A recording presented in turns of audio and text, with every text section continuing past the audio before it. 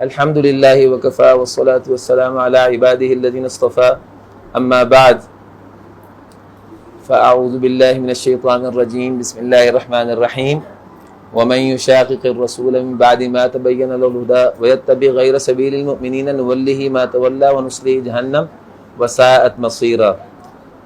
قرآن پاک کی اس آیت میں اللہ رب العزت نے اس بات کو بیان کیا ہے کہ ہمارا جو دین ہے وہ صرف قرآن اور حدیث یہ تو اصل وحی ہے، لیکن وحی کے فہم کے سلسلے میں وحی کا مفہوم بھی تو ہم طے کرتے ہیں نا، تو وحی کے فہم کے سلسلے میں مسلمانوں نے جو دین کو سمجھا ہے روز اول سے اور آج کے روز تک، ہر دور میں ایک طائفہ منصورہ قائم الحق رہا ہے، اور ہمارا جو سلسلہ ہے نا وہ ایک مسلسل ایک اجتماعی منہاج کے ساتھ چلتا آ رہا ہے فہم دین کے سلسلے میں۔ تو تین چیزیں ہیں جس سے پتہ چلتا ہے کسی آدمی کے معیاری ہونے کا، ایک یہ کہ اس کی بات قرآن اور حدیث کے مطابق ہو، اور دوسرا یہ کہ قرآن اور حدیث کا اس نے جو مفہوم اخذ کیا ہے وہ مفہوم اس کا ہمارے ائمہ اسلاف کے فہم کے مطابق ہو۔ کوئی بات بھی جو دعویٰ کرنے والا قرآن اور حدیث کے مطابق بیان کرے اپنے مطابق، لیکن اس کی بات بعد میں ائمہ دین کے فہم دین کے مطابق نہ بیٹھتا ہو، تو پھر وہ اس چیز کے بارے میں بہت بڑا الجھن پیدا ہو جاتی ہے۔ آپ دیکھیں نا، بریلوی جو ہیں وہ بھی قرآن حدیث سے دلیلیں لیتے ہیں، جوید غامدی تک نے، پرویز نے، غلام احمد قادیانی تک جو ہے وہ اپنے دلیلیں اسی قرآن حدیث سے لیتے ہیں۔ مسئلہ یہ نہیں ہے، مسئلہ یہ ہے کہ کیا قرآن اور حدیث کے جو مفہوم ہمارے صحابہ اکرام تابع نظام یا اس کے بعد ائمہ دین نے، میری مراد محدثین اکرام ہیں، فقہاء اعظام ہیں، ائمہ دین نے جو مفہوم لیا ہے، پھر ان کے بھی دور ہیں۔ ایک پہلا دور ہے متقدمین کا دور جس کو کہتے ہیں، جس دور میں ابھی یہ اصطلاحات مدون نہیں ہو رہی تھی مختلف فنون کی، اور دوسرا دور وہ ہے جب اصطلاحات مدون ہو گئیں تو اس کے بعد پھر قرون وسطیٰ کے اندر فنون وجود میں آ چکے تھے۔ فنون میں سے ہر فن کی کتاب، اصول فقہ کی کتابیں آ گئیں، اصول حدیث کی آ گئیں، اصول تفسیر کی آ گئیں، اصول الدین عقیدہ کی آ گئیں۔ اب قرون وسطیٰ کے جو ماہرین ہیں انہوں نے اس میں متقدمین کے علم کو محفوظ کیا، اور اس کے بعد قرون اخرى میں ہم لوگ ہیں۔ تو اب بات یہ ہے کہ یہ سارا سلسلہ سبیل المومنین ہے۔ اب اگر جوید غامدی صاحب یہ کام کریں کہ وہ دلیل پیش کر کے ان ساروں کو دنیا میں سے اڑا دیں، جوید غامدی کا عام انداز یہ ہے، علماء سے بدظنی کی وجہ سے اس کا انداز ہے خاص طور پہ کہ فقہاء اس معاملے میں غلط سمجھے ہیں، سارے فقہاء غلط ہیں، تو قرآن اور حدیث سے بات نکلتی ہے، اس معاملے میں جو ہے نا دلیل کے مطابق بات یہ ہے، اور علماء یا اسلاف کی بات ماننا تقلید ہے۔ ہم پھر کہتے ہیں کہ آپ جو بات کر رہے ہیں یہ بڑی خطرناک ہے۔ آپ وَيَتَّبِعْ غَيْرَ سَبِيلِ الْمُؤْمِنِينَ نُوَلِّهِ مَا تَوَلَّى وَنُصْلِهِ جَهَنَّمَ، یہ اتنی سخت وعید آ کر دیکھیے اس کے اوپر کہ آپ نے الگ رستہ پکڑا ہے، مَن شَذَّ شُذَّ فِي النَّارِ، اور آپ ائمہ دین کے پورے منہج کو بگاڑ رہے ہیں۔ میرا جو پی ایچ ڈی کا مقالہ ہے وہ اصل میں اس کا پس منظر یہ ہے، اصول حدیث میں ہے، اس کا پس منظر یہ ہے کہ جوید غامدی اور یہ کہتے ہیں، جوید غامدی سے پہلے شبلی نے بھی لکھا، شبلی کا شاگرد ہے تقی امینی، اس نے یہ لکھا کہ محدثین کا جو فن ہے نا، جس کو ہم علم مصطلح الحدیث کہتے ہیں، یہ فن جو ہے نا یہ محفوظ نہیں ہے۔ انہوں نے کہا کہ اصل میں محدثین راویوں کے بارے میں اور سند کے بارے میں باتیں کرتے رہے ہیں، محدثین نے متن کو دیکھا ہی نہیں، اس لیے بے شمار حدیثیں ایسی آ گئیں جو روایتاً صحیح ہیں، درایتاً ضعیف ہیں۔ یعنی ان کے مطابق محدثین کا فن اس اعتبار سے ناقص ہے کہ ان کے فن کے اندر صرف سند اور راوی کی حد تک انہوں نے چیزیں محفوظ کی ہیں، اور متن سے متعلقہ جو ہے چیز معیاری انہوں نے محفوظ نہیں کی۔ نتیجہ کیا نکلا کہ جو ذخیرہ حدیث ہم تک پہنچا ہے اس کا چونکہ میزان ہی جو ہے وہ غیر محفوظ ہے، اس لیے جو احادیث نتیجتاً ہم تک آ رہی ہیں جن کو محدثین اپنے میزان کے مطابق صحیح کہہ رہے ہیں، کئی حدیثوں میں سے سب بھی کہہ رہے ہیں مل کے صحیح ہیں، ہم کہیں گے کہ صحیح نہیں ہے کیونکہ ان کا بنیادی میزان ناقص ہے، کھوٹا ہے۔ اب میرا پی ایچ ڈی کا مقالہ سے میں اس نظریے پر ہے، اس کا عنوان ہے روایت و درایت کے اصول، متقدمین فقہاء محدثین، فقہاء اور محدثین کی مناہج تحقیق کا تقابلی جائزہ۔ اس میں نے بہت سختی سے اس بات پر بحث کی ہے کہ جو لوگ یہ بات کرتے ہیں وہ اصل میں گویا کہ فن حدیث کا استخفاف کر رہے ہیں۔ فن حدیث کا استخفاف اور انکار میں کیا فرق ہے؟ انکار یہ ہے کہ بندہ کھل کے انکار کر دے حدیث کا، اور استخفاف یہ ہے کہ آپ ایسی باتیں شروع کر دیں جس باتوں سے محدثین کے فن کے اندر تشکیک پیدا ہو جائے۔ اب جوید غامدی تو کھل کھلا کے اس کا حامی ہے، اور ویسے آپ بتاؤں مولانا مودودی سے پہلے انہوں نے بھی اس طرح کی باتیں کہی ہیں، لیکن ان لوگوں کی ایک بات اچھی ہے، آپ بتاؤں مولانا مودودی جوید غامدی کی، یہ لوگ کہتے ہیں کہ جو محدثین کا روایتی کام ہے نا وہ قابل اعتماد ہے. یہ ذرا نقطہ ذہن میں رکھیے گا آپ، محدثین کا جو روایتی کام ہے وہ قابل اعتماد ہے. وہ محدثین کے جو موجودہ فن اصول حدیث کی کتابیں ہیں ان میں کسی اصطلاح پر بطور اصطلاح اعتراض نہیں کرتے کہ یہ اصطلاح جو ہے یہ غلط ہے. وہ کہتے ہیں کہ بڑی قابل قدر محنتیں ہیں. مولانا مودودی جو ہیں وہ بہت تعریف کرنے کے بعد کہتے ہیں کہ اتنا عظیم الشان کام تاریخ اس کی مثال بیان نہیں کرتی، لیکن تھے آخر انسان ہی، اور انسان ہونے کے ناطے ان کے کام میں کچھ نقائص کے پہلو تھے، لیکن وہ نقائص ان کے اس کام میں نہیں ہے جو کہ روایت سے متعلق ہے. وہ ان کے نقائص ہیں کہ انہوں نے متن سے متعلقہ معیارات پورے نہیں کیے. اب یہ بات جو ہے وہ تو چلیں مولانا مودودی اور یہ استغفاف حدیث کرنے والے لوگ، استغفاف سے مراد ہے جو کھلا انکار نہیں کرتے لیکن ان کی باتوں سے تشکیک پیدا ہو جاتی ہے. تو میرے لیے بڑی تشویش کا باعث بنا، اور میں نے اس کا ذکر بھی کیا اپنے مقالے میں، کہ ان کو ابھی تک یہ نہیں پتا کہ ہمارے بعض ایسے لوگ بھی ہیں جو ہیں اہل روایت میں سے، اور وہ یہ کہتے ہیں کہ جو محدثین کا فن ہے نا روایتی، اس میں بھی اصل میں جو ہے وہ بڑا کچھ ایسا آ گیا ہے جو کہ ایسے میں قابل اعتماد نہیں ہے. ہمارے ہاں ہمارے بڑے محترم اللہ کے پاس چلے گئے ہیں شیخ زبیری ظہیر رحمۃ اللہ علیہ، انہوں نے اصول حدیث کی کئی باتوں کے اندر جو ہے نا یہ مسئلہ کھول دیا. مثلا حسن غیری کا مسئلہ کھول دیا اور کہا کہ حسن غیری جو ہے نا یہ اصل میں محدثین کی اصطلاح نہیں تھی، اصل میں بات کے لوگوں نے ڈال دی، اور یہ اصطلاح جو ہے نا اصل میں ضعیف جمع ضعیف جمع ضعیف جو بھی انہوں نے اس کا بیان کیا انہوں نے حسن غیری کا انکار کر دیا.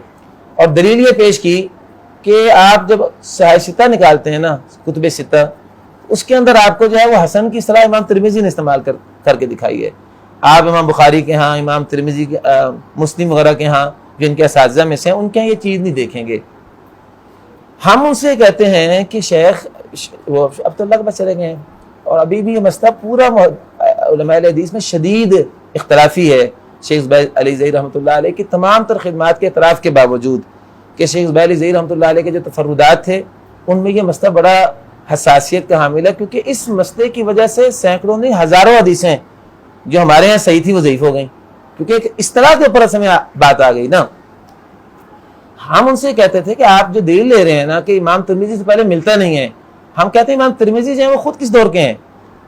آپ کو علم ہے کہ امام ترمذی، امام بخاری وغیرہ یہ جو کتب ستہ کے مؤلفین ہیں سب کے سب دور تدوین سے پہلے گزرے ہیں. یعنی اصول حدیث کی پہلی کتاب جو ہے یہ المحدث الفاصل ہے رام ہرمزی کی، ابو الحسین رام ہرمزی کی، جن کی وفات 360 ہجری ہے. 360 ہجری سے پہلے یہ کتابیں لوگ لکھ چکے تھے.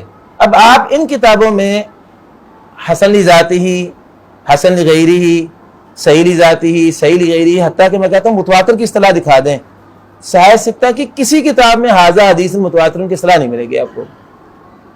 لیکن متاخرین نے جب متقدمین ہی کے انہی مناہج کو سامنے رکھ کر غور کر کے انہوں نے ان کے تصورات کو ایڈٹ کیا ہے، تو بعد میں جب یہ چیزیں آگے چلی ہیں پورا نظام ہمارے پاس آ گیا ہے کہ یہ حدیث موضل ہے، یہ حدیث مرسل ہے، یہ معلق ہے، یہ فلانا ہے، یہ تدریس ہے، اس کا نام یہ ہے، یہ الخبر الواحد المحتف بالقرائن ہے، یہ الخبر الواحد غیر محتف بالقرائن ہے. ذرا دونوں باتوں کو ضرور ذہن میں رکھیے.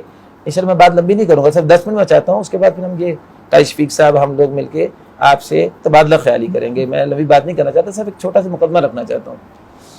تو صرف 10 منٹ آپ ذہن میں رکھیے، تو سب 11 بجے تک انشاءاللہ ہم اپنی چیز ختم کر دیں گے. تو اب یہ جو الخبر الواحد المحتف بالقرائن ہے یا الخبر الواحد بغیر محتف بالقرائن ہے، پھر بغیر محتف بالقرائن کے آگے 4 قسمیں ہیں. یہ خبر مقبول ہے، خبر مقبول کے آگے 4 قسمیں ہیں. یہ خبر مقبول میں ایک صحیح ہے اور ایک حسن ہے. پھر صحیح کی 2 قسمیں، یہ صحیح لذاتی ہے، یہ صحیح لغیری ہے، یہ حسن لذاتی، یہ حسن لغیری ہے. محدثین کے ہاں یہ اصطلاحات آپ کو عام ملیں گی.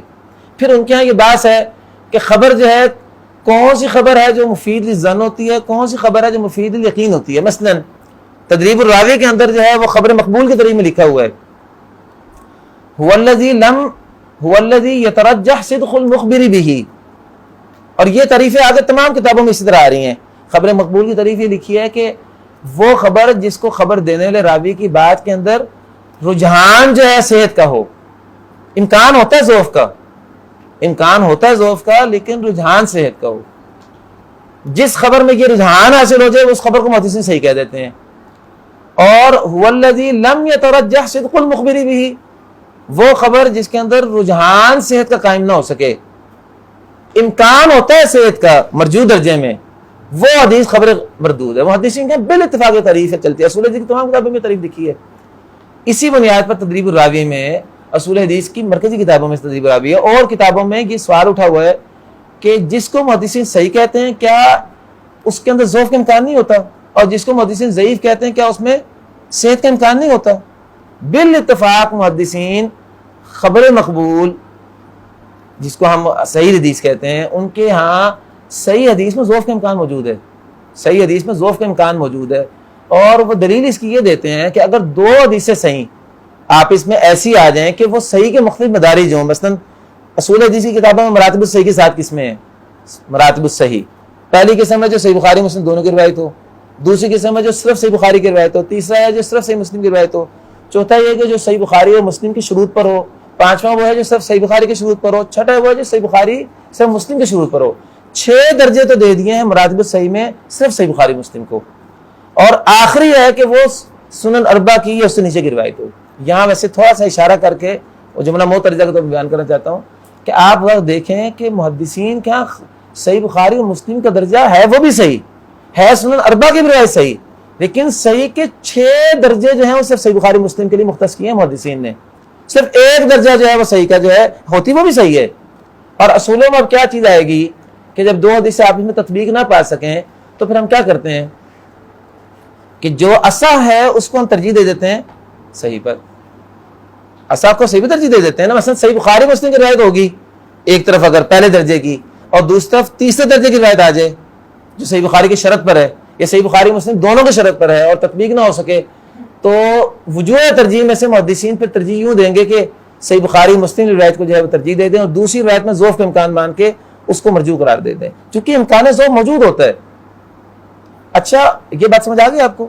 یہ ذرا اشارہ میں صرف کرنا چاہتا ہوں کیونکہ ہم نے لمبی بات نہیں کرنی ہے، چونکہ پورے اصول حدیث کے نظام ہے کی وجہ سے تو چھٹے نمبر پہ گئی ہے. اگر اس کے اندر یہ زور دیکھیں بات کیا ہے، ایک حدیث جو ہے نا وہ اعلیٰ درجے کی صحیح ہے، ایک حدیث قابل قبول بس آپ اس کو چھوڑیں، میں آپ کو اس سے آسان مثال دیتا ہوں. صحیح اور حسن کے اندر فرق ہے نا، صحیح میں 5 شرطیں پورے کمال کے ساتھ پائی جاتی ہیں، اور حسن روایت میں ضبط کے اندر تھوڑی سی کمی، خفیف الضبط راوی ہوتا ہے اس کی روایت قبول ہو جاتی ہے محدثین کے ہاں. اب آپ بتائیے کہ اگر صحیح اور حسن روایت ٹکرا جائے آپ اس میں تو کیا کریں گے؟ تطبیق اگر ہو نہ رہی ہو کیا انداز کریں گے محدثین؟ بالاتفاق تمام محدثین، یہ کلامیوں کا اصول نہیں ہے، یہ محدثین کا پورا نظام اس کے اوپر چل رہا ہے. کیا کریں گے محدثین؟ وہ حسن کے اوپر صحیح کو ترجیح دیں گے، کہیں گے کہ وہ صحت میں مثلا 70 نمبر پہ ہے اور صحیح روایت جو ہے وہ صحت میں مثلا 80 نمبر پر ہے. اسی طرح اصول ہے کہ ایک روایت جو ہے قرآن سے کے ذریعے ثبوت سے ثابت ہے، اب اس کو ہم تواتر کہتے ہیں. لفظ تواتر کی بعض تفصیلات چھوڑ دیں، قرآن کا ذریعہ ثبوت حدیث کے ثبوت سے اونچا ہے. قرآن پاک میں صرف صحیح روایت کام نہیں دیتی ہے. اب یہ ذرا یہ ہمارا موضوع ہے جس میں ساری بات ہم کرنا چاہتے ہیں. صرف صحیح روایت ہو نا، 5 روایت سے ثابت ہو جائے، قرہ حضرات کے ہاں وہ قرات شاذہ ہے، وہ قرآن نہیں بن سکتی. 10 قراتیں جو ہیں وہ تو متواتر ہیں. عام اس طرح ہے قرات عشرہ متواترہ، قرات عشرہ متواترہ، قرات عشرہ متواترہ، اور وہ چیز جو قرآن بنے گی وہ متواتر قرات سے بنے گی. اب تواتر سے قاریوں کی مراد کیا وہ الگ بحث ہم کر لیتے ہیں، لیکن جو چیز متواتر نہ ہو وہ کیا ہوگی؟ 4 قراتیں ایسی ہیں، ابن محسن، امام یحییٰ یزیدی، امام حسن بصری اور امام سلمان الاعمش. اور الحمدللہ میں نے 4 قراتیں جو ہیں یہ بھی 5 اساتذہ سے، مصر کے 5 مشائخ سے اس کا جائزہ لیا ہوا پڑھ کے، اور بڑا عرصہ لگ گیا، کئی سال ان قراتوں کو پڑھا ہے. یہ 4 قراتوں کے اندر ٹوٹل الف سے یہ تک تمام قراتیں صحت سند سے ثابت ہیں. قرات شاذہ کی 2 قسمیں ہیں.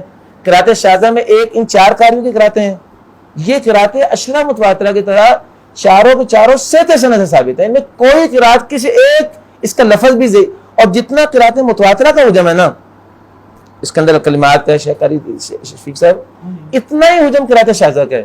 ہمارے بیت العتیق ادارے میں 8ویں سال میں قرات شاذہ باقاعدہ بطور مادہ پڑھائی جاتی پورے سال میں. اچھا اب ان کے درمیان حد فاصل کیا ہے؟ وہ بھی صحیح ہے، یہ بھی صحیح ہے، لیکن یہ قرآن ہے وہ صرف صحیح ہے. قراء حضرات کے ہاں بالاتفاق صرف صحت روایت سے قرآن ثابت نہیں ہوتا. اس کے لیے کم از کم یہ ضروری ہے کہ اگر صحت سند ہو تو اس کے ساتھ مصاحف عثمانیہ کی موافقت ہونی چاہیے، اور اس پر امت کا اتفاق ہے، اجماع ہے امت کا. کیونکہ کل میں جب سن رہا تھا ہمارے شیخ محترم بھی فرما رہے تھے کہ اجماع جو ہے یہ تواتر ہوتا ہے، چلو اجماع ہی لے آئیں، اجماع کو ملا لیتے ہیں تواتر، حالانکہ یہ بھی اجماع اور تواتر بالکل الگ بات ہے، ان کا آپس میں کوئی تعلق ہی نہیں ہے. اس پہ اجماع امت ہے، کسی ایک کا بھی اختلاف نہیں ہے کہ جو روایت صحت سند سے ثابت ہو پھر اس پہ اجماع ہو، اس پر جو ہے وہ رسم عثمانی مصاحف عثمانی کے مطابق ہو، نمبر ایک شرط. دوسری شرط یہ ہے کہ لغات عرب کے موافق ہونی چاہیے، چاہے صحیح بھی ہو، اگر لغات عرب کے مخالف ہوئی، کسی بھی لغت عرب سے اس کی تائید نہ ہوتی ہو، چاہے وہ صحت سند سے اللہ کا رسول ثابت ہو، لیکن کلام عرب میں اس کا شاہد موجود نہیں ہے، قرآن نہیں بن سکتا، وہ حدیث بن جائے گی، قرآن نہیں بن سکتا وہ. اور تیسری شرط یہ ہے کہ اس کو اہل فن میں تمام قراء حضرات اتفاق کے ساتھ بطور قرآن مانے. اگر اس کے بارے میں دو رائے پیدا ہو گئیں، بعضوں کا قرآن ہے، بعضوں کا قرآن نہیں ہے، وہ قرآن نہیں بن سکتے. اب یہ تین شرطیں اہل فن کے ہاں بالاتفاق کسی حدیث صحیح روایت کے قرآن بننے کے لیے اضافی شرط ہیں. اب اگر محدثین کے سے 5 شرطوں والی روایت جس سے ایک حدیث صحیح ہو جاتی ہے، ایک روایت یہ ہے اور ایک روایت یہ ہے جس میں یہ 3 شرطوں کے اضافے کے ساتھ 8 شرطیں ہو گئیں. اب 8 شرطوں والی روایت سے قرآن ثابت ہوتا ہے اور محدثین کی 5 شرطوں والی چیز سے قرآن ثابت ہوتا ہے. ثابت ہو گیا کہ قرآن پاک کا ذریعہ ثبوت حدیث کے ذریعے ثبوت سے اونچا ہے. تواتر کی بات میں نہیں کرتا، تواتر والی روایت جو ہے وہ خبر روایت پہ ترجیح رکھتی ہے، محدثین کیا تو ایسے واضح اصول ہے. لیکن ہم لفظ تواتر کو اس لیے چھوڑ دیتے ہیں چونکہ یہ تو ایک موضوع ہے نا، تو ہم جو مختلف فی چیز ہے اس سے استدلال ہی نہیں کرتے، ہم متفق علیہ چیز سے استدلال کرتے ہیں. تو ماننا پڑے گا کہ اگر قرآن کا اور حدیث خبر روایت کا اختلاف ہو جائے تو ترجیح کس کو دیں گے؟ قرآن کو دینی پڑے گی. محدثین کا متفق علیہ اصول ہے، اصول ترجیح 52 ہے محدثین کے یہاں، اور ان میں یہ ایک ایک چیز محدثین نے واضح طور پر بیان کی ہے قرآن اور حدیث کے سلسلے میں. اس کی مثال جو ہے، دیکھیں مثالیں اتنی ساری ہیں لیکن ابھی نہ آ چکا کیا ہے، میں آپ کو مثال دے دیتا ہوں. صحیح بخاری مسلم کی روایت ہے، 5 لا یعلمہن الا اللہ، 5 لا یعلمہن الا اللہ، ابو ہریرہ رضی اللہ عنہ فرماتے ہیں. اور وہ 5 چیزیں وہی ہیں جو عند اللہ عند علم الساعہ ونزول الغیث ویعلم ما فی الارحام وما تدری نفس ماذا تکسب غدا وما تدری نفس بأی ارض تموت ان اللہ علیم خبیر. یہ وہی 5 چیزیں ہیں، لیکن حدیث میں ان 5 چیزوں کو حصر کے ساتھ بیان کیا گیا ہے، 5 لا یعلمہن الا اللہ. اور قرآن پاک میں ان 5 چیزوں میں سے 3 کو حصر سے بیان کیا گیا، 2 کو حصر کے بغیر بیان کیا گیا. ان اللہ عنده علم الساعہ، عنده یہ خبر مقدم ہے، تقدیم ما کا تاخیر یفید الحصر، کہ اللہ ہی قیامت کے علم جانتے ہیں، یہ ہی کا ضمیر اس میں پیدا ہو گیا ہے، عنده کے مقدم ہونے سے علم الساعہ مبتدا مؤخر ہے. وینزل الغیث کیا ہے؟ یہ خبر ہے، حصر کو شامل نہیں ہے. ویعلم ما فی الارحام خبر ہے، حصر کو شامل نہیں ہے. وما تدری نفس ماذا تکسب غدا وما تدری نفس بأی ارض تموت، یہ حصر ہے. قاعدہ یہ ہے بلاغت کا اور نحو الدلالہ کا. ہمارے شیخ ثناء اللہ زیدی صاحب حفظہ اللہ کی کتاب ہے نحو الدلالہ، اس میں بھی شیخ نے بھی بیان کیا اس قاعدے کو. وہ یہ ہے کہ جب نکرہ جو ہے 5 حروف کے تحت آ جائے، ان، من، فی اور اسی طرح جو ہے لا اور ما، اگر یہ 5 حروف کے تحت نکرہ آ جائے، اصول فقہ کی کتابوں میں بھی لکھا ہوا قاعدہ، علم بلاغت کی بھی تمام کتابوں میں لکھا ہوا، یہ لغت کا متفق علیہ قاعدہ ہے کہ جب کوئی نکرہ ان، من، فی، لا اور ما کے تحت آ جائے تو نکرہ اپنے عموم میں حصر کا فائدہ دیتا ہے. اس کی مثال ہے وَمَا اخْتَلَفْتُمْ فِيهِ مِنْ شَيْءٍ فَحُكْمُهُ إِلَى اللَّهِ، تمہارا کسی بھی شے میں اختلاف ہو جائے تو اس کا فیصلہ کس سے کریں گے؟ اللہ اور اللہ کے رسول سے. وَمَا اخْتَلَفْتُمْ فِيهِ مِنْ شَيْءٍ فَحُكْمُهُ إِلَى اللَّهِ. اسی سے محمد امین شنقیطی رحمۃ اللہ علیہ نے تفسیر اضواء البیان میں اسی آیت کے تحت لکھا ہے کہ دیکھو یہی قاعدہ بیان کیا اور کہا ہے کہ یہ جو مقلدین کہتے ہیں نا، حنفی مقلدین، کہ فقہ کی ضرورت اصل میں یہ ہے کہ کئی چیزیں کتابوں سے موجود نہیں ہوتی تو ہم پھر جو ہے نا وہ حل کر لیتے ہیں فقہ سے. انہوں نے کہا پہلے یہ ثابت کرو کہ قرآن حدیث میں کوئی ایسا مسئلہ ہے بھی جو موجود نہ ہو، قرآن کی حیثیت سے پتہ چل رہا ہے. فَإِن تَنَازَعْتُمْ دوسرے لے لیں، فَإِن تَنَازَعْتُمْ فِي شَيْءٍ، یا شَيْءٍ کے اوپر فی آ گئے، کسی بھی شے میں تمہارا اختلاف ہو جائے تو فردوا الی اللہ، بھی اللہ اور اللہ کے رسول کے قرآن میں اس کا حل موجود ہوگا تو پھر رد ہوگا نا. اور یہ بات اسے پیچھے فی شَيْءٍ سے بھی نکل رہی ہے. تو انہوں نے کہا کہ تقلید کی یہ بنیاد بیان کرنا کہ قرآن و سنت میں بعض چیزوں کا حکم موجود نہیں ہوتا تو پھر فقہاء سے ہم حکم لے لیتے ہیں. اچھا اب اس قاعدے کی طرف دیکھیں، وما تدری نفس ماذا تکسب غدا، ماں آ گیا نا، کوئی بھی نفس ایسا نہیں ہے جو کہ جانے کہ وہ کل کیا کمائے گا، کل کیا کھائے گا. وما تدری نفس بأی ارض تموت، وہ کہاں مرے گا کسی کو نہیں پتا، موت کہاں آنی ہے مجھے. اب سوال یہ پیدا ہوتا ہے کہ ابو ہریرہ رضی اللہ عنہ کی حدیث میں تو 5 میں اثر ہے، قرآن پاک میں 3 میں اثر میں 2 میں خبر ہے، اور آج کی سائنس بھی اس کو بیان کر رہی ہے. یعنی سائنس کے مسلمات میں سے ہے، الٹرا ساؤنڈ سے پتہ چل جاتا ہے ماں کے پیٹ میں بچہ ہے کہ بچی ہے، یا عالم ما فی الارحام کا کسی تک اندازہ ہو جاتا ہے. اور اسی طرح وہ نزول الغیث کے بارے میں پورا محکمہ فلکیات ہے، محکمہ موسمیات کو پیشنگوئی کرتا ہے بارش ہوگی کل، اور اکثر ان کے اندازے صحیح ہوتے ہیں. اب ایک تو جواب اس کا یہ ہے کہ کہا جائے کہ چیزوں کا انتہائی علم جو ہے وہ تو اللہ کے علاوہ کوئی نہیں جانتا، ابتدائی درجے کا علم حاصل ہو جاتا ہے. ابو ہریرہ علیہ حدیث کو اس پر معمول کیا جائے. اب اس کا یہ معنی لینا کہ ابتدائی اور انتہائی اور درمیانی ہر طرح کا معنی جو ہے وہ اللہ جانتا ہے، اس معنی میں حدیث ابو ہریرہ جو ہے نا اس کے الفاظ محفوظ نہیں ہیں. محدث نے واضح لکھا ہے محفوظ نہیں، اس پر پوری کتاب ہے، پوری کتاب صرف اسی آیت اور اس حدیث کے مقارنے پر جو ہے موجود ہے. مارٹون لائبریری میں آپ انشاءاللہ اس سے مطالعہ کر لیں گے. یہ محتاج جواب ہے. اور دوسرا جواب جو علماء علل الحدیث نے لکھا ہے، انہوں نے کہا اصل میں صحابی کی جو تعبیر ہے وہ صحابہ کے الفاظ ہیں، قرآن کے الفاظ اللہ کے کلام کے محفوظ الفاظ ہیں، حدیث کے الفاظ کی حفاظت کا دعویٰ نہیں کیا جا سکتا. اس لیے حدیث کے الفاظ کو قرآن پاک کے الفاظ کے اندر رکھ کے نیچے لا کے سمجھیے. حدیث کے الفاظ کو اصل نہ بنائیے، اصل قرآن کے الفاظ کو بنائیے، حدیث کو بنائیے شرح میں، اور قرآن پاک کو بنائیے متن کی جگہ پر.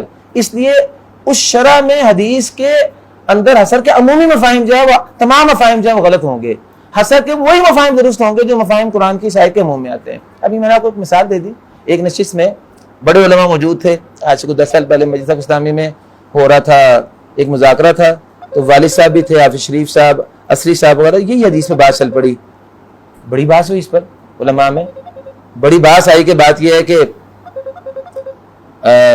یہ جو ہے یہ حدیث خمس لا الہ الا اللہ جو ہے وہ کہاں جائے گی. اور اس سے متعلقہ ہمارے شیخ جو سوال تھا نا تنویر صاحب نے، حضرت عائشہ کے استدراکات کا مطالعہ کریں.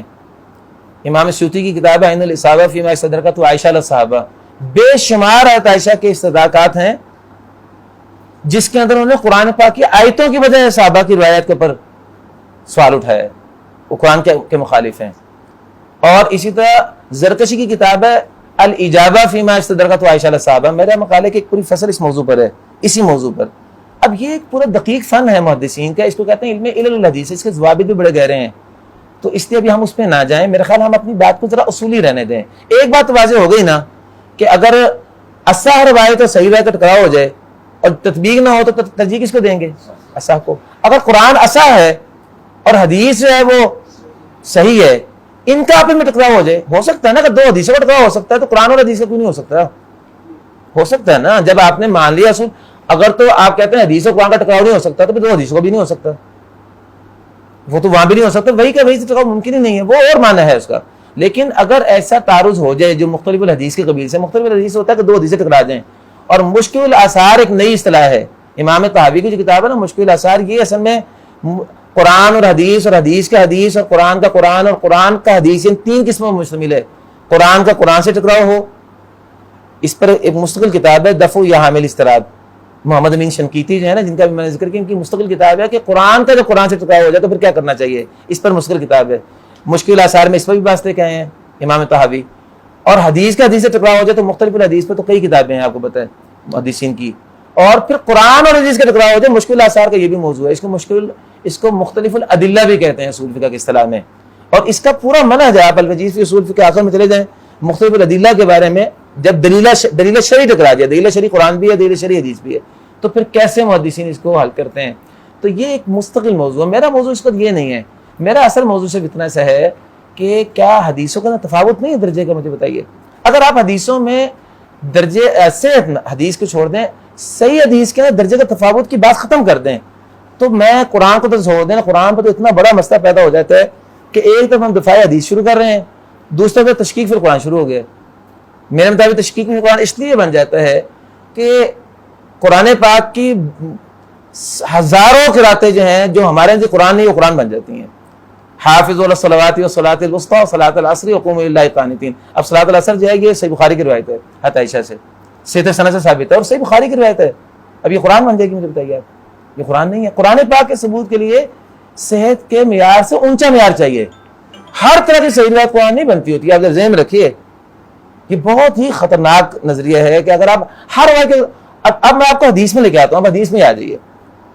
ابھی بات آپ سے میں نے کی ہے کہ کتب ستہ میں سے سائے ستہ بھی کہا جا سکتا ہے. ہمارے علماء کے یہاں یہ بھی اس طرح چلتی ہے. مولانا نصری صاحب حافظ اللہ کہتے ہیں سائے ستہ اس کو کہنا بالکل صحیح اور بھی علماء کا خیال ہے کوئی حرج نہیں. چونکہ اغلب روایتیں سنن اربعہ کی وہ کسی نہ کسی مفہوم میں جا کے حسن ظہری بن جاتی ہیں اور کسی نہ کسی مفہوم میں اس کا کوئی مفہوم درست ہو جاتا ہے. اب سوال یہ ہے کہ اگر محدثین کا دو اصطلاحات ہیں, میں نے بھی اس کا ذکر بھی کیا آپ کے سامنے فن حدیث کے اندر. ایک ہے الخبر بعد المحتف بالقرائن, یعنی وہ خبر مقبول جو صحیح تو ہے لیکن اس کے اندر کچھ اضافی قرائن بھی ملے ہوئے ہیں, اور دوسری وہ خبر مقبول ہے جس میں اضافی قرائن کوئی نہیں ہے. ایسے ہی ہے نا, ایسی ہوتی ہیں حدیثیں. خبر مقبول جس میں اضافی قرائن ملے ہوئے اس کی قسموں میں آپ نے تمام اصول حدیث کی کتابوں میں بس آپ پڑھ لیں مل جائے گی. پہلی قسم کیا ہے اس میں سے بولیں؟ صحیح بخاری اور مسلم کی روایات. صحیح بخاری اور مسلم کی روایتیں ہیں, ان کا درجہ تلقی بالقبول کا ان کو حاصل ہے. اور یہی وہ وجہ ہے کہ صحیح بخاری اور مسلم کی روایت اگر سنن اربعہ کی روایت ٹکرا جائے تو ترجیح کس کو دیں گے؟ صحیح بخاری مسلم کی روایت کو. اور میں نے ابھی بتایا مراتب صحیح میں 6 درجے جو ہے وہ صحیح بخاری مسلم کے لیے خاص ہیں. ایک درجہ ہے دیگر کتابوں کا, اتنا اونچا درجہ ہے صحیح بخاری مسلم کا. اب آپ تواتر اور خبر روایت کی اصطلاح کو چھوڑ دیں, آپ نیچے سے شروع ہو جائیں. چلیں, ابن حجر رحمۃ اللہ علیہ نے شرح نخبہ میں یہ بات لکھی ہے. اب یہ محدثین کے ائمہ ہیں, قرون وسطیٰ کے اندر ان لوگوں کے کچھ نظریات میں مسئلہ تھا یہ جو ہے کہ اشعری ہیں مثلا, لیکن ابن حزم جو ہے وہ تو جامی ہے. اگر آپ سے باتیں کرنا شروع کر رہے ہیں تو محدثین میں تو اکثر اشعری ہیں, تو کیا پورا حدیث مشکوک ہو جائے گا؟ نہیں. ہمارا انداز یہ ہے کہ تفسیروں میں بھی ہم کشاف سے بھی استفادہ کرتے ہیں, لیکن کیا انداز ہوتا ہے کہ کشاف کے اندر جو چیز ہے وہ ہمارے لغت سے متعلقہ ہم وہ لے لیتے ہیں, عقائد کی بات نہیں لیتے. اسی طرح ابن حجر اور امام نووی جیسے علماء ان کی شروحات حدیث میں جو کتاب التوحید وغیرہ کی باتیں ہیں نا, ایمانیات سے متعلقہ مسائل, اس میں محدثین کی کتابوں سے استفادہ نہیں کرتے. لیکن باقی ان کے ہر مسئلے میں ان کو معتبر مانا ہے محدثین نے. یہ آپ کیسے کہہ سکتے ہیں کہ محدثین کے ہاں ابن حجر بطور محدث معتبر نہیں ہے فلانے مسئلے میں؟ اگر اس کا کوئی قائل ہے تو بتانا چاہیے نا کہ پچھلے 14 صدیوں میں کون کہتا ہے کہ ابن حجر کی فلانی مصطلح جو ہے وہ اصل میں ابن حجر کی اشریت کا پیش خیم ہے. اگر اس طرح کر کے آپ نے اڑانا شروع کیا نا تو پھر یہ امام ابن حزم رحمۃ اللہ علیہ جو ہیں ان کو منہاج السنہ کی 4 جلد میں شیخ الاسلام ابن تیمیہ نے جامعہ کا امام قرار دیا. یہ تو پھر اشاعرہ ہیں, اشاعرہ کی گمراہی تھوڑی ہے. جامعہ تو کچھ چیز نہیں مانتے محدث یہ صفات میں سے. اب ہمارے شیخ جو ہیں وہ یہاں تو نہیں بیان کے وہاں بیان کر رہے تھے کہ ابن حزم جو ہے وہ اس بارے میں امام ہے جس کی بات صحیح ہے. بھائی سوال ہے کلامی منطقیوں کی اگر آپ نے بات کرنی ہے تو ابن حزم تو سب سے بڑا کلامی ہے. 2 چیزیں ابن حزم کی صحیح نہیں ہے, باقی ابن حزم کی خدمات بہت زیادہ ہیں. امام ابن حزم ہم کو امام ہی کہتے ہیں. ایک ابن حزم جو ہیں ان کا عقیدہ صحیح نہیں ہے, ان سے عقیدہ بالکل نہیں لینا چاہیے, اور وہ عقیدے میں محدثین میں ان محدثین کے ساتھ میں کھڑے ہیں جو کہ زیادہ بگڑے ہوئے عقیدے کے حامل ہیں, اور اس پہ اتفاق آپ کو بتاؤں اہل سنت کا. اور دوسرے ابن حزم رحمۃ اللہ علیہ کا جو فقہی منہج ہے نا, جس کے اندر وہ ظاہریت کو لے کے چلتے ہیں اور فقہ اور اصول فقہ کے بارے میں ان کا منہج ہی لکھڑا ہے, اہل حدیث ان کے اس منہج کو نہیں لیتے. تو میرے بھائیوں سوال یہ پیدا ہوگا کہ میں جو آپ سے بات پیدا کرنے لگا تھا, اگر صحیح بخاری اور صحیح بخاری کے علاوہ کتابیں وہ ساری صحیح ہیں نا, جو حدیث صحیح ہے, اگر ان کا درجہ بھی 1 ہے تو مجھے آپ بتائیے کہ پھر صحیح بخاری اور مسلم کا جو مقام ہے وہ مقام یا تو بن گیا سنن اربعہ کا, یا اس کو الٹا کر لیں جو مقام سنن اربعہ کا صحیح بخاری مسلم بھی اسی درجے میں آ گئے. دیکھیں بنیادی نظریہ جو ہے نا جس کی تصحیح ہونے کی ضرورت ہے وہ یہ ہے, محدثین کے اس پہ اتفاق ہے, نہ کلامیوں کی بات ہے, سب متفق ہیں کہ صحیح حدیث کے درجے ہوتے ہیں, صحیح حدیث کے درجے ہیں. یہ حدیث حسن ہے, یہ حدیث صحیح ہے, یہ حدیث مراتب صحیح میں 7ویں درجے کی ہے, یہ 6 درجے کی ہے, 5ویں درجے کی ہے, 4تھے درجے کی ہے, یہ 2سرے درجے کی ہے, پہلے درجے کی ہے. پھر پہلے درجے کی جو صحیح ہے نا یہ حسن بھی ہو سکتی ہے, حسن کے بھی درجے ہیں چونکہ صحیح بخاری مسلم حسن رہتے بھی موجود ہیں. پھر اس کے بعد جو ہے وہ آپ حسن کے بعد جو ہے وہ صحیح میں جا سکتے ہیں. پھر صحیح کے بعد 2 درجے اور ہیں محدثین کے. ایک درجہ ہے خبر مقبول بغیر محتف بالقرائن اور ایک ہے خبر مقبول محتف بالقرائن. اور ابن حجر رحمۃ اللہ علیہ میں بات کرنے لگا تو بات رہ گئی. شرح نخبہ میں لکھا سیوطی نے تدیب. میں آپ سے ایک سوال اور کرتا ہوں, اس کو حل کرتے ہیں. کہ صاحب آپ بتائیے گا, یہ سیوطی کی جو کتاب ہے, سیوطی تدیب الراوی لکھنے والے ہیں نا, اگر یہ سیوطی جو ہیں یہ خود مانتے ہیں کہ تواتر سندی جو ہے یہ بڑی قلیل اسماعیل, بعضوں نے کہا یہ ایک حدیث, کیونکہ ابن صلاح نے کہا کہ زیادہ سے زیادہ اگر آپ کہنا تواتر سندی ایک حدیث ہے, اور وہ ہے من کذب علیہ متعمدا فلیتبوأ مقعدہ من النار. یہ باقاعدہ ابن صلاح نے جب بات کی تو کہا زیادہ زیادہ اس حدیث کو کہا جا سکتا ہے. اس کی وجہ بھی بیان کی, کہتے ہیں اس حدیث کے پہلے طبقے میں 62 صحابہ ہیں جنہوں نے اس کو نقل کی ہے, لیکن کہتے ہیں کہ اگر اس کو بھی آپ صحیح معنی میں لینا تو تمام طبقات سند میں یہ عدد نہیں ملتا. لیکن اگر آپ نے زیادہ سے زیادہ کہنا بھی ہے نا, مضبوط ترین درجے کی اگر کوئی سند کے اعتبار سے روایت ہے تو وہ من کذب ہے. اور بعضوں نے کہا کہ نہیں 6 روایتیں ہیں, ایک ان میں سے انما الاعمال بالنیات ہے, اس کی اتنی سندیں ہیں اس روایت کی. ٹھیک ہے وہ خبر متواتر کی معروف تواتر سندیلے طریق سے ثابت نہیں ہوتی, لیکن مجموعی طور پر طرق اس کے اتنے زیادہ ہیں کہ اس کے تو الفاظ تک جو ہیں وہ محفوظ ہیں. مختلف روایتوں کو جو الگ الگ خبر روایت ہیں سب کو دیکھیں تو ان میں ایک مشترک لفظ ملتا ہے, انما الاعمال بالنیات, تواتر لفظی بھی ہے یہ. دوسری من کذب علیہ متعمدا فلیتبوأ مقعدہ من النار. تیسری انزل القرآن علی سبعۃ احرف کلھا شاف کاف کی جو قراتوں کا مسئلہ ہے, اس کی صرف سندیں ہم نے مجھے یاد ہے ایک زمانے میں صرف گوگل سے نکالنا چاہا تو صرف ان انزل القرآن علی سبعۃ احرف کے جو طرق ہیں نا یہ 750 تو گوگل نے نکال دیے تھے. مجھے یاد ہے 20 سال پہلے مجھے دیکھا تھا 750 طرق صرف انزل القرآن علی سبعۃ احرف کے لفظ کے موجود ہیں. اس لفظ سے یہ روایت مختلف حدیثی کتابوں میں ایک سند سے نہیں سینکڑوں سندوں سے آ رہی ہے. اب تواتر میں تو ضروری ہے کہ اسی ایک سند کے ہر طبقے میں یہ چیز ہو, تو تواتر سندی تو نہیں بنتی, لیکن مجموعی طور پر اگر زیادہ سے زیادہ اس درجے کی کوئی چیز قرار دی جائے تو یہ ہے. بہرحال بعض محدثین کا خیال ہے کہ جو باقاعدہ فنی تعریف ہے اس کی تو ایک بھی مستاق نہیں, اور یہ بات اس اعتبار سے صحیح ہے. لیکن مجموعی طور پر اس کے علاوہ تواتر حکمی کے اعتبار سے تواتر کی قسمیں موجود ہیں. محدثین کے ایک تواتر حکمی بھی ہے, ایک تواتر طبقہ ہوتا ہے. تواتر طبقہ کیا ہوتا ہے آپ کو بھی بتا دوں, تواتر طبقہ اور یہ کو یہ بھی بتا دوں. تواتر طبقہ سب سے اعلیٰ درجے کا تواتر ہے محدثین کے ہاں. تواتر طبقہ یہ ہے کہ قرآن پاک کو لے لیں آپ, نقل ہو رہا ہے امام حفص سے, روایت حفص ہے, امام حفص کے ناقل ہیں, یہ خبر واحد ہیں امام حفص. لیکن امام حفص کی قرات ہر زمانوں میں کروڑوں اربوں لوگ پڑھ رہے ہیں, اور ہر طبقے میں کروڑوں اربوں لوگ پڑھ رہے ہیں. آج بھی پاکستان کے 24 کروڑ عوام روایت حفص پڑھتے ہیں. سعودی عرب کے لوگ ڈال لیں, آپ خلیج کے مالک ڈالیں, سارے ملا کے آپ کے کو جو ہے وہ 1 ارب کے قریب دنیا کے لوگ جو ہیں روایت حفص پڑھ رہے ہیں اس وقت. اب مجھے آپ بتائیے سند کے اعتبار سے امام حفص خود خبر واحد ہے, لیکن ہر طبقے میں یعنی ہر دور میں اس کے حافظین اتنے زیادہ تھے کہ لا یعد ولا یحصی.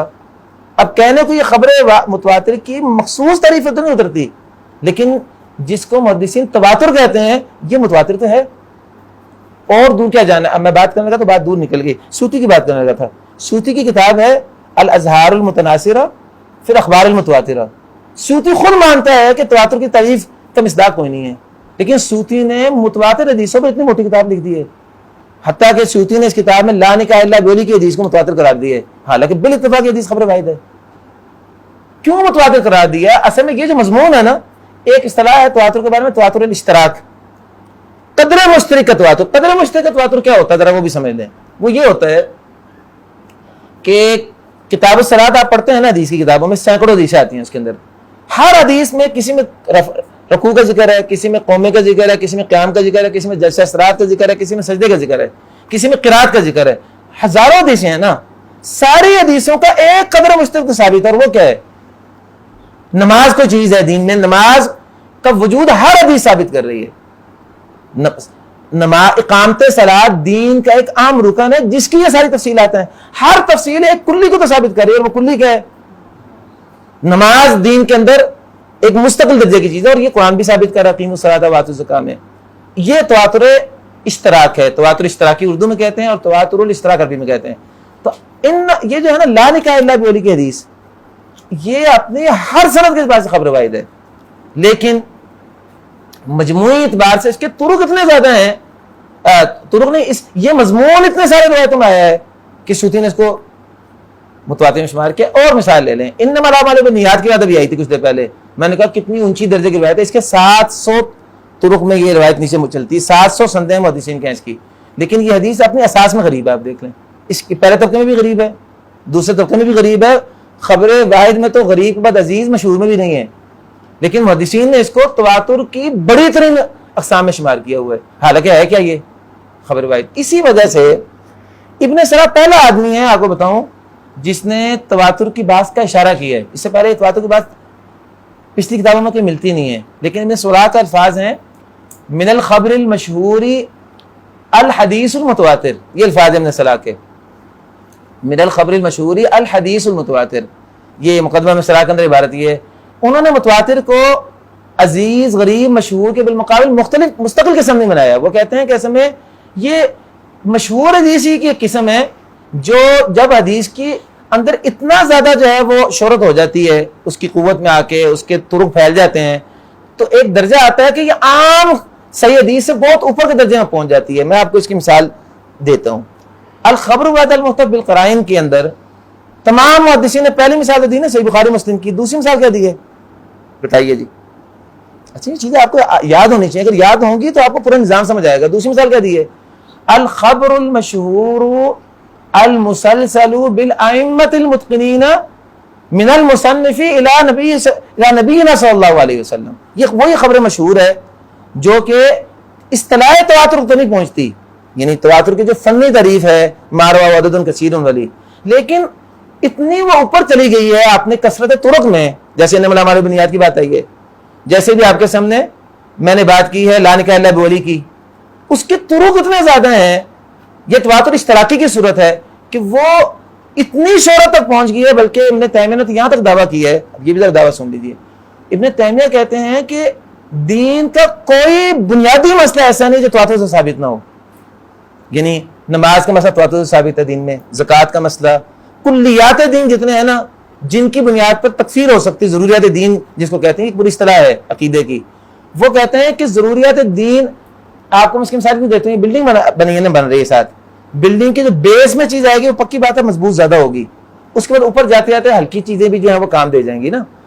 کہتے ہیں دین کے جو قواعد ہیں نا, جو اس کے اساسات ہیں, ہر اساس جو ہے وہ درجہ تواتر سے ثابت ہے, اس کے اندر معمولی درجے کا بھی شک نہیں ہے. اور یہ بات بالکل صحیح ہے, اور ابن تیمیہ نے اسی اصول پہ ایک اصول قرار دیا ہے. وہ کہتے ہیں کہ جو بندہ مسلمات دین اور ضروریات دین کا انکار کرتے وہ کافر ہے. اسی پر محدثین کا اصول ہے کہ جو بندہ متواتر حدیث کا انکار کرے وہ کافر ہے, اور جو خبر واحد کا انکار کر دے اس کے اوپر اس کو فائدہ دیا جائے گا شک کا, کیونکہ خبر واحد کے بارے میں محدثین کی دو رائے ہو سکتی ہیں. ایک محدث اس کو صحیح کہہ رہا ہے, دوسرا محدث کو ضعیف کہہ رہا ہے, ممکن ہے اس کا صحیح نہ ہو. لیکن متواتر کے بارے میں یہ بات نہیں ہے. متواتر تو وہ چیز ہوتی ہے جس کے بارے میں سب کا اتفاق ہوتا ہے. اب بات صرف اتنی رہ گئی ہے جو ساری بات میں باقی رہ جاتی ہے کہ تواتر جو ہے اب ہے کیا چیز. میں بات کرنے لگا تھا ابن سرا کی, حافظ عراقی آپ کو پتا ہے کہ ابن حجر کے استاد ہیں. حافظ عراقی 10 سال امام ابن حجر نے ان کی صحبت میں گزارے ہیں, فن کی پختگی پیدا کی. حافظ عراقی شارح ہیں مقدمہ ابن سرا کے, ان کی شرح ہے التقیید والاضاء. اب یہ باتیں میں آپ کو بتاؤں, ابھی کوئی مطالعہ کر کے نہیں آیا, یہ باتیں دیکھیں میرا جنرل مطالعہ جو میں جب سے اللہ کے فضل سے یہ چیزیں ہم نے چونکہ بہت گہرائی سے ان چیزوں کو دیکھا, اور دیکھنے کے بعد جو ہے وہ ایک دور میں اس کا بڑا مطالعہ بھی کیا کو بتاؤں. تو التقیید والاضاء جو مقدمہ ابن سرا کی سب سے اچھی شرح حافظ عراقی کی, حافظ عراقی نے ابن سرا کی یہ عبارت من الحدیث المشہوری من الخبر المشہوری الخبر المتواتر کا لفظ جو لیا ہے, اس کے نیچے لکھا ہے کہ ابن صلاح رحمۃ اللہ علیہ جو, ہاں جی آپ شیخ ذرا دھیان سے تنویر صاحب, انہوں نے لکھا ہے کہ یہ جو محدثین کے ہاں تواتر کی فنی تعریف ہے نا, ابن صلاح اس کے قائل نہیں ہے.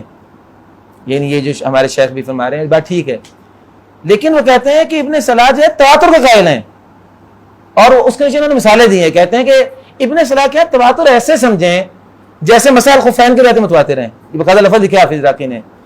کوئی بندہ ایسا ہے جو کہہ سکے مسائل خفین, اتنی حدیثیں مسائل خفین کے بارے میں, ہر حدیث کا روایت ہے, لیکن وہ روایتیں اتنی کثرت سے آئی ہیں, سینکڑوں کی تعداد میں. مسائل خفین کا مسئلہ جو ہے وہ دین کے اندر ایسا مسئلہ بن گیا جو متواترات میں سے ہے. ابھی لفظ سنیں, متواترات, وہ متواترات میں سے ہے. اسی طرح ابن عراقی نے لکھا ہے کہ یہ جو دعا میں ہاتھ اٹھانے کا مسئلہ ہے نا, یہ متواترات میں سے ہے. اسی طرح عراقی نے لکھا کہ جو ہے نا, انہوں نے واقعی مثالیں دی ہیں. اب بات دیکھیے کہ تواتر کے بارے میں اصل میں بتاؤں مسئلہ کیا آ گیا, مسئلہ صرف اتنا سا آ گیا ہے کہ تواتر کے بارے میں اصل میں ایک आमियाना تصور है तवातुर का और एक है मुहक्किकीन अहले हदीस का तवातुर का तस्वुर।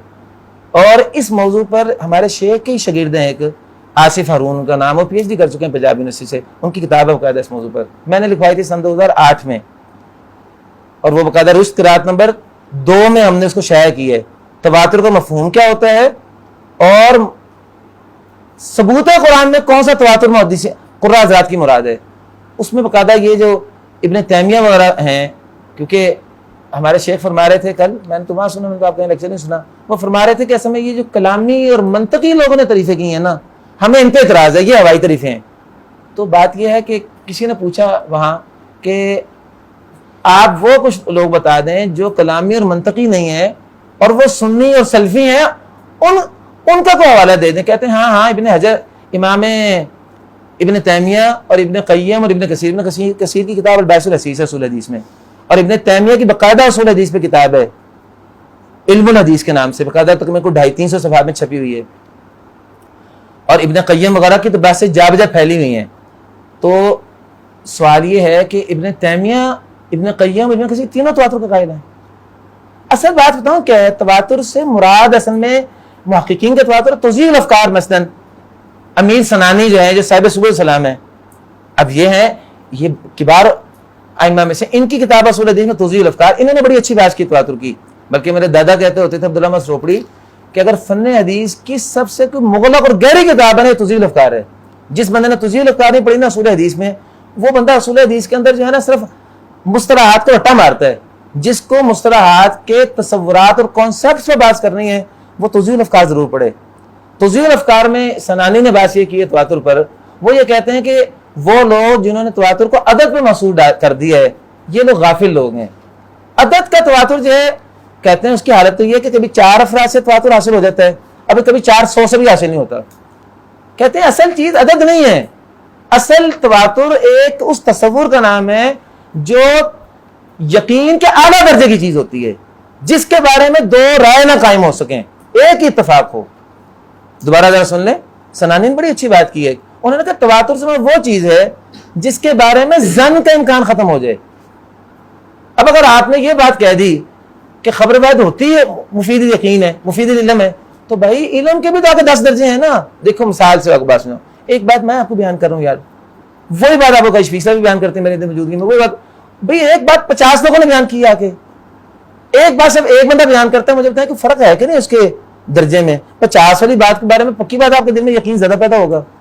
एक आदमी जो बात बयान करता है, अगर वो सीखा है, आदिल है, वाकिरदार है उस पर, तो आपके दिल में उसकी बात भी इत्मीनान पैदा होगा। लेकिन जो इल्म यकीन उसकी बात से पैदा होगा जो 50 लोगों ने बयान की होगी बात, पक्की बात है, उसका मियार ज्यादा ऊंचा होगा।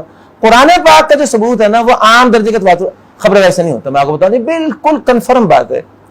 इसी तरह सही बुखारी और सही मुस्लिम जो हैं, इनकी हदीसें आम मेयार सेहत पर नहीं उतरती, बल्कि ये सेहत में कुछ ऐसी खसूसी शर्तें शामिल की हैं इमाम बुखारी और मुस्लिम ने, जिसकी वजह से सही बुखारी और मुस्लिम के ऊपर इत्तफाक हो गया। इमाम मुस्लिम मसलन मुकदमा सही मुस्लिम में कहते हैं कि मैंने इस किताब में सिर्फ वो हदीसें नकल नहीं की जो मुहद्दिसीन के असूल पर मेरे नजदीक सही थी, कहते हैं बल्कि मैंने इस किताब में वो हदीसें इकट्ठी की है मा अजमाउ अलैहि, जिस पर सब मुहद्दिसीन ने इत्तफाक किया। हालांकि किसी हदीस की सेहत की कोई शर्त ही नहीं है कि सब मुहद्दिसीन इत्तफाक करें, इमाम मुस्लिम ने शर्त लगाई हुई है। अब ये शर्त वो इजाफी शर्त है जो अभी मैंने आपको बताया कुरान के बारे में कि जिस पर सारे कारियों का इत्तफाक हो सेहत सनद के साथ, तो वो किरात कुरान बन जाती है ना। सही मुस्लिम इस शर्त पर वो सही हदीसें हैं जो कुरान पाक के इस मेयार के बराबर पहुंचा देते हैं सही मुस्लिम को। हत्ता कि अनवर शाह कश्मीरी, अलामा सरख्सी जैसे, सरख्सी तो है ये तो चलो मुतासिब भी है, अनवर शाह कश्मीरी चलो मोतदिल हैं, सरख्सी तक ने माना है कि सही बुखारी और मुस्लिम की जो रवायतें हैं ना, ये वो फायदा देती हैं जो कुरान पाक जैसा कतई सबूत है, ये सही बुखारी मुस्लिम वैसा कतई सबूत का फायदा देती हैं। इसका मतलब उन्होंने भी माना कि आम सही हदीस और सही बुखारी मुस्लिम वाली सही हदीस का बड़ा फर्क है, और सही बुखारी मुस्लिम वाली सही हदीस जो है वो कुरान के बराबर है। अब मुझे आप ये जिक्र कीजिए कि ये बातें सारी कितनी इल्मी हैं, हम आराम से समय जब मेरा कल हम करना चाह रहे थे सवालात ना, हमारा तो ये था, मैंने तकरीबन 5 इदारों के इश्तिहारात देखे ना, मैंने तारफ़ी नशीस के बाद लफ्ज़ ही ख़त्म कर दिए। मैंने कहा ये है, और नीचे सवालात जवाबात, तो शेख ने अपना मुकदमा बांधा, उसके बाद किसी का सवाल नहीं किया। اصل میں یہاں ٹائم نہیں تھا شیخ، ادھر انہوں نے آدھا گھنٹہ سوالات کے لیے لے لیا نا، تو بات اس لیے وہاں باقاعدہ کیا ہوا کہ شیخ کے شاگرد ہیں مولانا منیر وقار صاحب، منیر وقار صاحب نے وہاں 8 ایسے سوالات ڈالے ہوئے تھے. میری بات شیخ کے شاگردوں میں سے عبدالمنان راشد صاحب سے، عبدالمنان راشد صاحب چونکہ ان کے خاص اور خاص شاگردوں میں سے ہیں. حامد محمود خضری ان کے سب سے پائے کے شاگرد ہیں جنہوں نے سب سے زیادہ کتاب. حامد محمود خضری نے مجھ سے ایم فل پڑھا ہوا ہے، ایم فل میں 1 سال اصول حدیث پڑھا ہے، 1 سال انہوں نے ہمارے ادارے پورا 1 سال اصول حدیث میں نے پڑھایا ایم فل میں ان کو. حامد محمود خضری جو ہے وہ کسی بات کا جواب نہیں دیتے. عبدالمنان راشد صاحب میری بات کئی دفعہ ہو چکی، کوئی جواب ان کے پاس نہیں ہے. اس کے بعد جو ہے شیخ منیر وقار صاحب وہ خود کل 10 سوال اٹھا کے بیٹھے ہوئے تھے. اس کے بعد شیخ کے شاگردوں میں سے میں نہیں جانتا کہ شیخ کے شاگردوں میں کوئی بندہ اس کا، میری تو ہر شیخ کے شاگرد سے بات ہو چکی ہے. میری شیخ سے بات حرم کے اندر 3 دفعہ ہو چکی ہے، یعنی 3 مختلف وقتوں میں حج پہ گیا ہوں. اصل میں کہوں بات کیا ہے، شیخ ہمارے محترم ہیں، جیسے شیخ زبیر ظہیر رحمۃ اللہ علیہ کے کچھ تفردات ہیں، لیکن شیخ زبیر ظہیر رحمۃ اللہ علیہ کے بارے میں ہم یہ بات نہیں کرتے کہ بات ان کی خدمات اتنی زیادہ ہیں.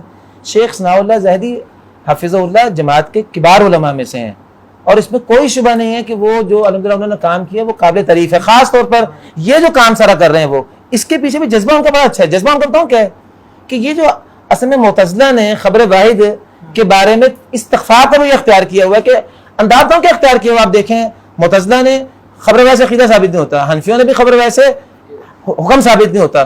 دونوں کیا بتاؤں یار کیا ہے، کوئی حدیث آ جاتی ہے سب سے پہلے بات یہ چھیڑ دیتے ہیں کہ دیکھو یہ حدیث متواتر کے خبر واحد ہے. یہ اہل بدعت کا انداز ہے. محدثین کا کبھی انداز نہیں رہا کہ جب ان کے پاس حدیث آ گئی اور وہ 5 شرائط سے ثابت تھی، محدثین اس پہ اعتماد کرتے ہیں. ہاں اگر وہ روایت اس سے زیادہ صحیح روایت سے ٹکرا جائے پھر ان کے یہ باتیں ہیں کہ کون سی روایت اصح ہے اور کون سی روایت صحیح ہے، اور اصح کو لے لیتے ہیں صحیح کو چھوڑ دیتے ہیں. لیکن اگر ٹکراؤ میں نہ آئے پھر تو قرآن کا حکم ہو یا عام خبر روایت کا حکم ہو، وہ بھی ایک ہے محدثین کے ہاں. پھر وہ تفریق نہیں کرتے. آپ دیکھ رہے ہیں ہم اہل حدیث سے قرآن کی عام تخصیص کرتے ہیں. اصل میں کل بھی جو بحث کی ہے نا وہ صرف اصطلاح کے تصور پہ کی ہے، اصطلاح کی حیثیت ہے یا نہیں ہے یہ تو وہ خود ثابت کرتے رہے کہ ہمارے ہاں بھی متواتر ہے. نہیں لیکن شیخ، لیکن عملاً بات اور ہے سب، بات اور ہے. اب ہم لوگ بیٹھے ہیں، آپ بات چیت کر سکتے ہیں، بات اور ہے. شیخ صاحب ویسے میں نے پہلی دفعہ کل انداز دیکھا کہ شیخ صاحب تواتر کے بارے میں انہوں نے یہ پہلے بس پوزیشن لی ہے کہ نہیں تواتر بھی ہوتا ہے، لیکن وہ اصل میں کلامیوں کا تواتر اور ہے، محدثین کا تواتر اور ہے، قاریوں کا تواتر اور ہے. قاریوں کا تواتر کے بارے میں جب میں نے سوال کیا تو انہوں نے بات چھیڑ دی کہ نہیں قاریوں کا تواتر اور آپ میں سے زیادہ جانتے ہیں. ویسے شیخ کی جو کتابیں ہیں نا، نور الانوار تو سن 2008-7 میں شائع ہوئی ہے نا. شیخ تواتر کا آج تک انکار کرتے رہے ہیں، اور یہ شیخ کا موقف نہیں ہے. آپ کو بتاؤں ایسے میں ایک سعودی عرب کا عالم ہے جس سے یہ بات ساری چلی ہے، اس کا نام ہے حاتم شریف العونی، اور اس آدمی نے ایک کتاب لکھی، اس کا نام ہے المنہج المخترع فی علم المصطلح. یہ کتاب میں نے کافی سال پہلے پڑھی تھی، چونکہ میرا میدان اصول حدیث کا میں سن 2008 میں نے PhD کی ہے، اور سن 2008 میں یہ باتیں میں ان کی باتوں کی بڑی تحقیق کر رہا تھا. چونکہ میرا موضوع کیا تھا کہ قدیم اور جدید منہج کے اوپر جو تقابل ہے، تو مجھے یاد ہے ڈاکٹر سہیل حسن صاحب میرے مشرف تھے، تو مجھے انہوں نے کہا کہ ڈاکٹر صاحب آپ نے ماشاءاللہ کام بڑا اچھا کیا ہے کہ آپ نے غامدی وغیرہ جو جدید دعویٰ کر رہے ہیں کہ فن حدیث محفوظ نہیں ہے اور آپ قدیم کا دفاع کر رہے ہیں، کیا آپ نے یہ بات پڑھی ہے کہ یہ بات خود اہل روایت میں بھی موجود ہے کہ قدیم اور ایک متقدمین ایک متاخرین ہے. اور آپ نے دکتور حمزہ ملی باری کے ساتھ آپ کی کبھی ملاقات ہوئی ہے؟ کیا آپ نے اس کی کتابیں پڑھی ہیں؟ حمزہ ملی باری کی کتاب ہے، کئی کتابیں ہیں اس کی اس موضوع پر. اس کی ایک کتاب ہے، اس کا نام ہے الموازنہ بین منہج المتقدمین والمتاخرین. اور دکتور ہاشم شریف آونی انہوں نے اتنا یہ ان لوگوں نے الجھاؤ پیدا کیے ہیں. حمزہ ملی باری سے اس کو میرا براہ راست رابطہ بھی، آج کل دبئی میں ہوتے ہیں، ملاقات بھی ہوئی ہے. اتنا مغالطہ پیدا کیا ان لوگوں نے کہ ان لوگوں نے یہ بات کھڑی کی ہوئی ہے کہ اصول حدیث کا پورا علم مشکوک ہے. جیسے غامدی کہتے ہیں، یہ بھی یہ کہتے ہیں متقدمین جب تک یہ اصطلاحات مدون نہیں ہوئی تھیں تب تک کے علماء جو ہیں نا ان کی تو حکم صحیح ہے، اور بعد والے جو ہے نا وہ اہل ظاہر ہیں، وہ علم کو جانتے ہی نہیں ہیں. اور یہ بات آپ چونکہ اس میدان میں نہیں ہے، جو لوگ اس میدان میں کام کریں وہ جانتے ہیں کہ کتنا بڑا جو ہے یہ مسئلہ ہے کہ اس وقت. اور میں کئی دفعہ سوچتا ہوتا ہوں جوید غامدی جیسے لوگوں کو یہ نہ پتہ چل جائے کہ یہ تو اہل روایت بھی آپس میں 2 مسئلے میں تھے. وہ کم اتنا مانتا ہے، مولانا مودودی نے بھی مانا ہے کہ محدثین کی جو روایت کی خدمات ہے وہ بڑی قابل قدر ہیں. ان کو اگر یہ پتہ چل جائے نا کہ ہمارے یہاں خود کتنا بڑا تماشا مچا ہوا ہے روایت کے بارے میں، اور اس میں سب سے حساس موضوع کیا ہے وہ بھی آپ کو ذکر کروں. اصطلاحات محدثین کی اگر ان کو ہم نے تشکیک کا دروازہ کھول دیا نا ایک دفعہ، حسن غری کے جو تشکیک کا دروازہ کھولا شیخ زبیر ظہیر رحمۃ اللہ علیہ نے، ہمارے علماء نے قبول نہیں کیا اس کو. تواتر پر آپ تشکیق دعویٰ کھول دیں, تدلیس پر دکتور حاتم شریف انہوں نے اس پر بھی کھولا ہے. اور کتنی اصطلاحات ہیں جن پہ باس یہ کھولی ہوئی ہے کہ جی امام بخاری وغیرہ جس دور میں تھے انہوں نے تو استعمال ہی نہیں کیا. مثلا یہی دلیل لے لیں, شیخ زبیر زید رحمۃ اللہ کہتے ہوتے تھے کہ حسن کی اصطلاح تو پہلے تو ترمذی نے استعمال کی, سے پہلے تھی کہاں. ہم کہتے ہیں کہ آپ حسن کی کہتے ہیں, ہم کہتے ہیں کہ آپ کے جو معلق موصل مرسل اور آپ کے حسن لغیری, صحیح لغیری, حسن لذاتی, خبر والا, آپ کی یہ اصطلاح تو اس سے پہلے کہاں ہیں؟ وہ بھائی اس سے پہلے تصورات تھے, اصطلاحات تو جب مدون ہوں گی اس کے بعد ہی بات چلے گی نا تدوین کی. مثلا یہ ہماری جو ہے نا تجوید, میں آپ کو تجوید کی مثال دیتا ہوں. تجوید کی پہلی کتاب جو لکھی ہے وہ خاقان, قصیدہ خاقانی ہے, اور امام خاقان جو ہیں یہ امام دانی کے استاد ہیں. امام دانی 4 صدی کے عالم ہیں. 4 سالوں تک کیا تجوید تھی نہیں درمیان میں؟ تدوین تو صرف ایک چیز کے وجود کو آگے متعین کرتی ہے, بس تدوین تو اسی کا نام ہے کر سب. اب ہم یہ بات کر دیں کہ یہ 400 سال تک لوگ قرآن جو ہے وہ مرضی سے پڑھتے تھے اور بعد میں کچھ لوگ آئے اور انہوں نے اپنی طرف سے تجوید کا علم بنا دیا. اتنی عجیب بات. اصول فقہ کے بارے میں یہ بات آپ شروع کرتے ہیں. مثلا اصول فقہ کی پہلی کتاب امام شافعی نے لکھی ہے, ان کی سنیں 150 اور سنیں وفات ہے 204. اب مجھے بتائیے اصول فقہ کی پہلی کتاب رسالہ, تو کیسے پہلے 150 سال تک علم استدلال موجود ہی نہیں تھا. اس ساری باتوں کو چھوڑے میں آپ کو اس سے بڑی بات کر دیتا ہوں. گرامر کی پہلی کتاب کا پہلا مسئلہ جو ہے یہ ابو الاسود دولی نے چھیڑا ہے, اور سیوطی کی کتاب ہے الاخبار المرویہ فی وضع علم العربیہ. یہ اس موضوع پر ہے کہ علم لغت کیسے مدون ہوا. الاخبار المرویہ فی سبب وضع علم العربیہ امام سیوطی کی کتاب ہے. ابو الاسود دولی آپ کو بتائیے تابعی ہے. اب آپ مجھے بتائیے, اور عمر نے کہا تھا کہ انہوں علی ھذا النحو, یہاں سے بات شروع ہوئی تھی. مجھے آپ بتائیے کیا قرآن پاک جب نازل ہوا تو اس وقت کوئی قاعدہ نہیں تھا عربی زبان کا؟ قرآن پاک تو سے پہلے نازل ہوا ہے, تو کیا قرآن پاک عربی زبان کے قواعد کے بغیر نازل ہوا تھا؟ او بھائی ہمیشہ قواعد تصورات کی صورت میں پہلے موجود ہوتے ہیں, اور جب تدوین ہو جاتی ہے وہ انہی تصورات کو اصل میں ایک اصطلاحات سازی کے مرحلے سے گزارا جاتا ہے. اب اگر آپ اس طرح کر کے شروع کر دیں تو پکی بات ہے حسن کی روایت آپ کو نہیں. میں کہتا ہوں حسن تو چھوڑیں, فن حدیث کے ایک اصطلاح بھی آپ نہیں دکھا سکتے 3 صدی ہجری 2 صدی ہجری میں. یہی بات میں آپ سے تواتر کے بارے میں کہتا ہوں. اگر آپ کہہ دیں کہ تواتر کے انکار کے لیے یہ بات اٹھا لیں کہ جی بات ہے متقدمین کو تو لفظ تواتر ملتا ہی نہیں. مجھے آپ بتا دیں صحیح ستہ آپ نے پڑھی ہیں, کسی ایک حدیث کے بارے میں کبھی آپ نے پڑھا کہ محدثین نے لکھا ہوا آدھا حدیث متواتر آپ کو ملے گی نہیں. اس کی وجہ کہ وہ دور ہے جس دور میں اصطلاحات وجود ہی نہیں تھی. ترمذی نے حسن کو تھوڑا تھوڑا بیان کرنا شروع کیا ہے, پھر بغوی نے حسان کی اصطلاح استعمال کرنا شروع کر دی. آہستہ آہستہ حسن حسان مختلف اصطلاح طے ہوتے تھے. حسن کی ایک اصطلاح طے ہو گئی محدثین. اب جب سے طے ہو گئی ہے اب 1000 سال سے محدثین سب اس کو قائل ہیں. اب اگر کوئی بندہ اٹھ کے حسن غیری کا انکار کرنے کے لیے دور تدوین سے پہلے کی باتوں کو بطور مثال بیان کرنا شروع کر دے تو اب میں کوئی لفظ ایسا بول دوں جو توہین نہ ہو جائے ہمارے مشائخ کی. اسی طرح تواتر کے بارے میں جب تک دور تدوین نہیں ہوا تب تک تو تواتر کی اصطلاح آپ کو تلاشی نہیں کرنی چاہیے. مثلا شیخ نے کل وہاں کہہ دیا, اب وہ بھی آپ سن لیں کہ جی الرسالہ, کسی نے کہا کہ آپ بتائیں کوئی ایک بندہ تو بتائیں, تو کہتے ہیں الرسالہ. بھائی الرسالہ میں نے پورا پڑھا ہوا ہوتا ہوں, الحمدللہ پورا رسالہ پڑھا ہوا ہے. الرسالہ میں خبر متواتر خبر احاد اصطلاح امام شافعی کی اصطلاح ہی نہیں ہے. امام شافعی کی اصطلاحات ہیں الخبر الخاصہ الخبر العامہ. اور یہ بات سے پتہ نہیں آپ ہمارے ساتھ تھے کہ نہیں تھے, آج سے کوئی 18 سال پہلے جوید غامدی کے ساتھ میں گیا تھا آمنے سامنے بات کرنے. میرے ساتھ ڈاکٹر زبیر صاحب تھے, طاہر اسلام صاحب, وہ ضیاء اللہ برنی تھے, آپ کا مجھے یاد نہیں شاید آپ بھی ہوں. غامدی کا پورا جو موقف ہے نا, جو غامدی نے کشیر کیا ہوا ہے تواتر عملی کا, جو اس کی سنت ہے, وہ اس نے خبر عامہ رسالہ سے اٹھایا ہوا بتاؤں. اور ہمارا اس سے پوری بات یہ ہوتی رہی کہ بھائی آپ رسالہ کا حوالہ نہ دیں. رسالہ تو اس دور کی کتاب ہے جب ابھی اصول حدیث کی اصطلاحات طے ہی نہیں ہوئی تھیں.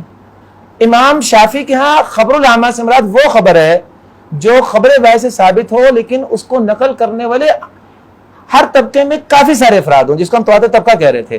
اس کی اصطلاح نام نہیں دیا, اس کو کہتے ہیں خبر عامہ. اور خبر خاصہ سے ان کی مراد وہ ہے کہ وہ آدمی وہ روایت جس کو صرف چند مخصوص افراد بیان کریں.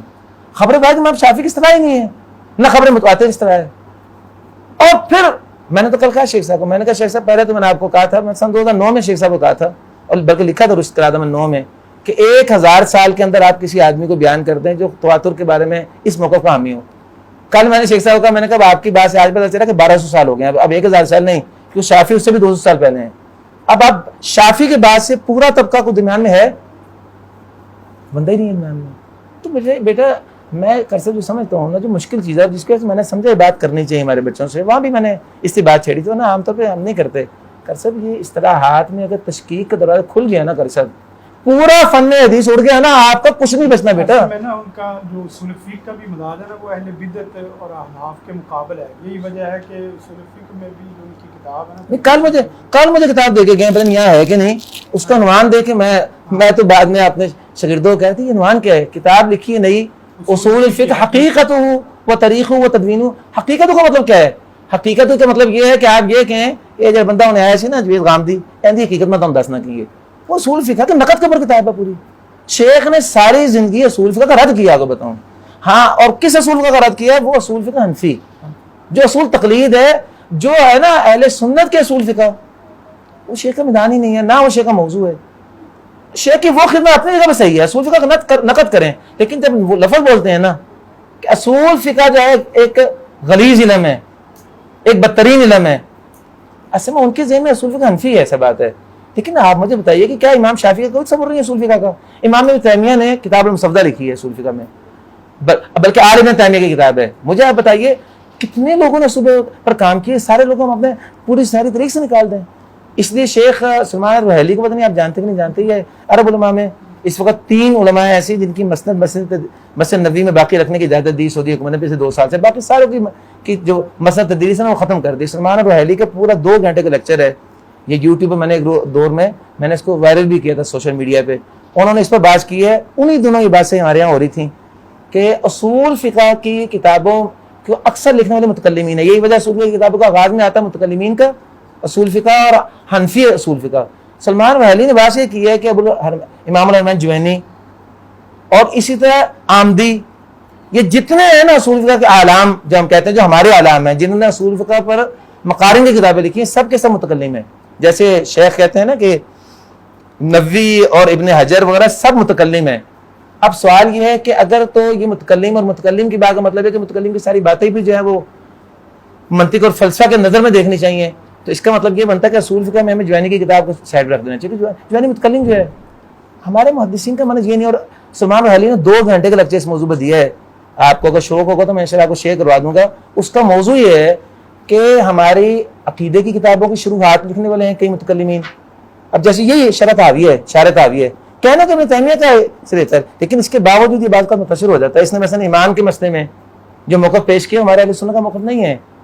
بعض اور جگہوں پہ اختلاف ہے, سعودی علماء نے شرط حاویہ کے اوپر بعض کا حواشی لگائے ہیں اور کہا کہ یہ جگہ جو ہے نا اس میں ہمارا موقف وہ نہیں ہے. اب ہمارا انداز کیا ہو, عقیدے کی کتابوں میں بھی ہے, اصول فقہ میں, اصول حدیث میں, اصول تفسیر میں. ہم کیا کریں گے مجھے بتائیں, ہم یہ کریں گے کہ جس کتاب کے اندر یا جس موضوع کے اندر کسی متکلم کی بات آ جائے گی تو ہم کیا کریں گے, ہم کہیں گے جی یہ بات ہم نے نہیں لینی, لیکن اس لیے ایک دلیل ہمیں دینی پڑے گی, کیونکہ علماء اہل سنت نے اس کے مقابلے میں یہ پوزیشن لی ہوئی ہے. لیکن دکھائیں نا کس نے لی ہے. اگر آپ کہیں جی کسی نے نہیں لی, آج 14 صدیوں بعد میں پوزیشن لے رہا ہوں, یہ تو بہت خطرناک بات ہے. یہ غامدی یہ کہتا ہے, غامدی کہتا ہے کہ اصلاحی صاحب کا میں بتاتا ہوں آپ کو, غامدی کے استاد ہیں, وہ لکھتے ہیں, آپ نے تدبیر قرآن کا آپ نے کوئی پڑھی ہو تو اس میں لکھتے ہیں, جا بدا ان کے ایک تکیہ کلام ہے, کہتے ہیں اس مسئلے میں راضی بھی الجھا ہوا ہے, اس مسئلے میں فلانا بھی الجھا ہوا ہے, فلانا. اس مسئلے میں پہلی دفعہ جو ہے وہ مجھے اللہ تعالیٰ نے اس بارے میں جو ہے نا وہ توفیق دی اور میں یہ نقطہ کھول رہا ہوں. اور ہمارے والد صاحب کہتے ہوتے تھے, اللہ تعالیٰ حفاظت فرمائے, کہ اگر پہلی بار نقطہ کھلنا ہوتا ہے نا شیطان ملوند ہے. یہ پہلا نقطہ جو ہوتا ہے نا جو پہلی دفعہ کھلے کسی بھی آدمی پر, وہ بھائی ہمارے اسلاف سر پاگل ہیں, مجھے بتائیے سوئے ہوئے ہیں. یہ ابن حجر, امام نووی, یہ مجھے بتائیے ابن تیمیہ وغیرہ, ہمارے اسلاف سارے اتنے علم نبوت اور بند ذہن کے تھے کہ بات ان میں کسی کو نقطہ سمجھ ہی نہیں آیا. اس لیے ایک ہمارا اصول ہے, اور یہ کرش فیصہ بھی جانتے ہیں, ہم فکر سلف, اتباع سلف, قرآن حدیث اور سلف کی اتباع, قرآن حدیث اور سلف کی اتباع. اور یہ عقیدہ آپ پڑھیں گے مجھ سے, میں تو آپ کو انشاءاللہ آخر وقت تک جاتے آتی ایک پورا مزاج بنانا آپ کا کہ بھائی جو بات کریں ہمارے اسلاف کے اندر سے آنی چاہیے. اگر آپ نے اسلاف کی بندی چھوڑ دی ہے نا, پھر غامدی کو سینے لگانا پڑے گا آپ کو. اسلاف میں آپ کا کون حامی ہے اس مسئلے میں, یہ بتائیے. اچھا اب ایک چھوٹا سوال کا جواب میں دے دوں سر, بعد میں بہت لمبی ہو گئی. آپ نے کہا کہ وہ 450 والے کہتے ہیں میں نے دیے ہیں. بیٹا وہ 450 والے کس چیز کے ہیں؟ 550 کر رہے ہیں, 1000 کر رہے ہیں بھائی, اس میں کوئی فرق نہیں پڑتا. اس میں سے کافی سارے حوالے نور انوار کی 30 جلد میں شیخ نے دیے تھے. یہ اس میں نور انوار ہی کی کتاب کو لے کے نا انہوں نے اب اس کو الگ کر کے کچھ مزید تفصیل کر کے اس کو الگ شائع کر دی ہے. وہ حوالے اس چیز کے ہیں کہ محدثین کے ہاں تواتر کی جو تعریف ہے نا، فنی تعریف تواتر الاسناد کی، اس پر محدثین کے اعتراضات ہیں. ایک حوالہ آپ ایسا پیش نہیں کر سکتے متقدمین میں جو تواتر کے تصور کے انکار پر ہو. اگر یہ ہے تو میں آپ سے کہتا ہوں، اور آپ کی زمینوں نے بھی سوال کیا، سب پہلے میں نے آپ کے پہلے پوچھا کہ آپ کو کچھ سوال تو نہیں پیدا ہو. یہ بچوں نے 4-5 سوال یہاں اٹھا دی، بالکل وہ سوال ہونا بیت العتیق میں ہمارے بچے اٹھا رہے تھے. میں نے مزید وقار صاحب سے پوچھا کل، میں نے کہا آپ نے جو سوالات آج کیے ہیں یہ آپ نے کیے کہ یہ کہاں سے کر رہے تھے؟ کہتے ہیں بچے مجھے بتا رہے تھے. میں نے کہا ہمارے بچے اتنے بیدار مقد ہے، ان کے بچوں کو سوال پہلا سوال کیا تھا کہ شیخ صاحب ہماری اس وقت مدارس کی جتنی کتابیں پڑھائی جا رہے ہیں، ہمارے جتنے علماء اساتذہ ہیں، ہم نے آج تک یہ بات کسی سے نہیں سنی. تو شیخ صاحب یہ موقع آپ نے جو بیان کی ہے، ہمیں کوئی ایسی کتاب بتائیں جس میں ہمیں یہ موقع مل جائے. شیخ صاحب کی کوئی جواب نہیں کسی بات کا. 450 حوالوں کا ایک بات کرے. اچھا اور حوالے دوں کسی پہ، وہ بات میں آپ کو ذکر کرتا ہوں. خبر واحد سے ظن حاصل ہوتا ہے کہ یقین حاصل ہوتا ہے. محدثین میں 2 موقع موجود ہیں. قرص سن لیجیے گا، محدثین میں 2 موقع موجود ہیں. کئی محدثین جیسے ابن حزم کا نام شیخ نے خود لیا، ابن حزم کے علاوہ کئی علماء قائل ہیں اس بات کے کہ خبر واحد مفید للعلم ہوتی ہے. لیکن جن محدثین کے ہاں مفید العلم ہوتی ہے، مفید للظن نہیں ہوتی، 2 قول ہے نا.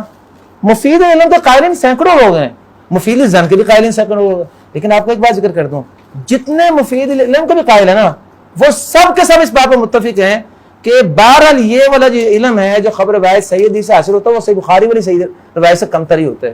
صحیح بخاری کی جو روایت ہے نا اوپر ہوتی ہے. اور ابن حجر کی بات کر کے بعد میں ختم کرتا ہوں. ابن حجر کی بات میں نے پہلے بھی دہراتا ہوں.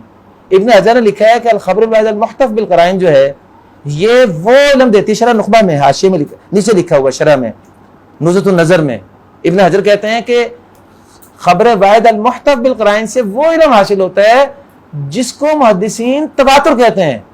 گویا کہ تواتر کی 2 قسمیں ہیں، ایک تواتر اصطلاحی ہے اور ایک تواتر حکمی ہے. تواتر حکمی ہے. اب الخبر المحتف بالقرائن ہوتی کیا ہے؟ خبر واحد، لیکن مقام کیا ہے اس کا؟ تواتر والا. اس سے جو یقین پیدا ہوتا ہے نا، وہ عام خبر واحد المحتف بالقرائن سے کے بغیر وجہ سے یقین پیدا نہیں ہوتا. تو بہرحال بیٹا یہ تو پھر باتیں ہیں بہت لمبی. ابھی تو جو میرے ذہن میں جنرل باتیں میں نے بیان کر دی ہیں. ہاں جی کر سکتے. اب آپ کوئی بات کرنا چاہیں؟ جی بیٹا. ہاں نہیں تواتر بیٹا موجود تھا. آپ بات ہی نہیں سمجھے اللہ کے بندو، آپ بات ہی نہیں سمجھے بیٹا. یہی تو نقطہ ہے بنیادی سمجھنے والا. ہمارا بڑا افسوسناک پہلو، ہمیں یہی نہیں پتا کہ تدوین ہوتی کیا چیز ہے اور تدوین سے پہلے کے دور کیسے. اور بیٹا تدوین کسی، میں تمہیں مثال دیتا ہوں، پیدا جب ہوئے تھے نا تب تمہارا نام نہیں تھا. پیدا تم پہلے ہوئے تھے، نام تمہارے امی ابو نے بعد میں رکھا تھا تمہارا.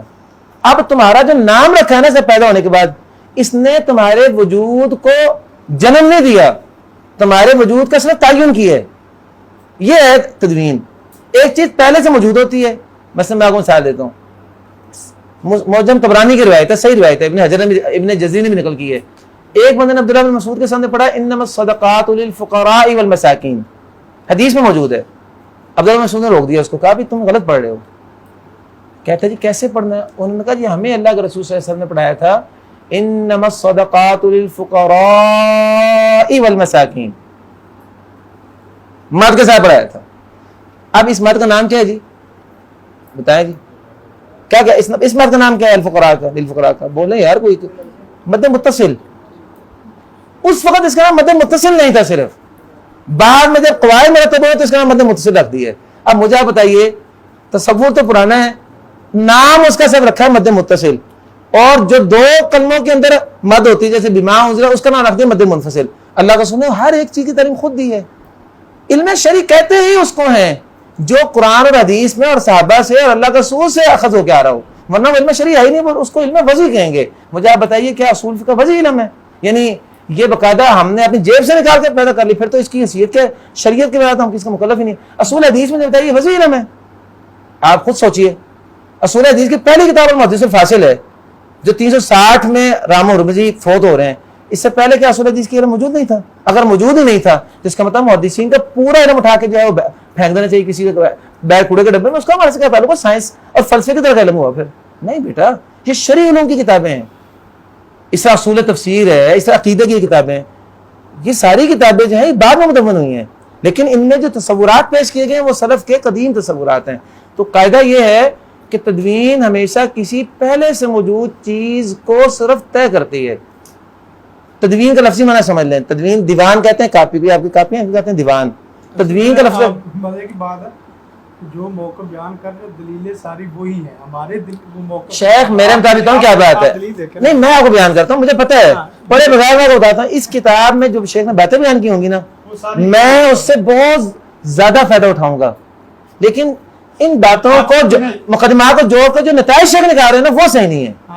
اور اچھا جو ذہن ان کا ہے وہ ذہن ہمارا ہے. ایک بار جی جی جی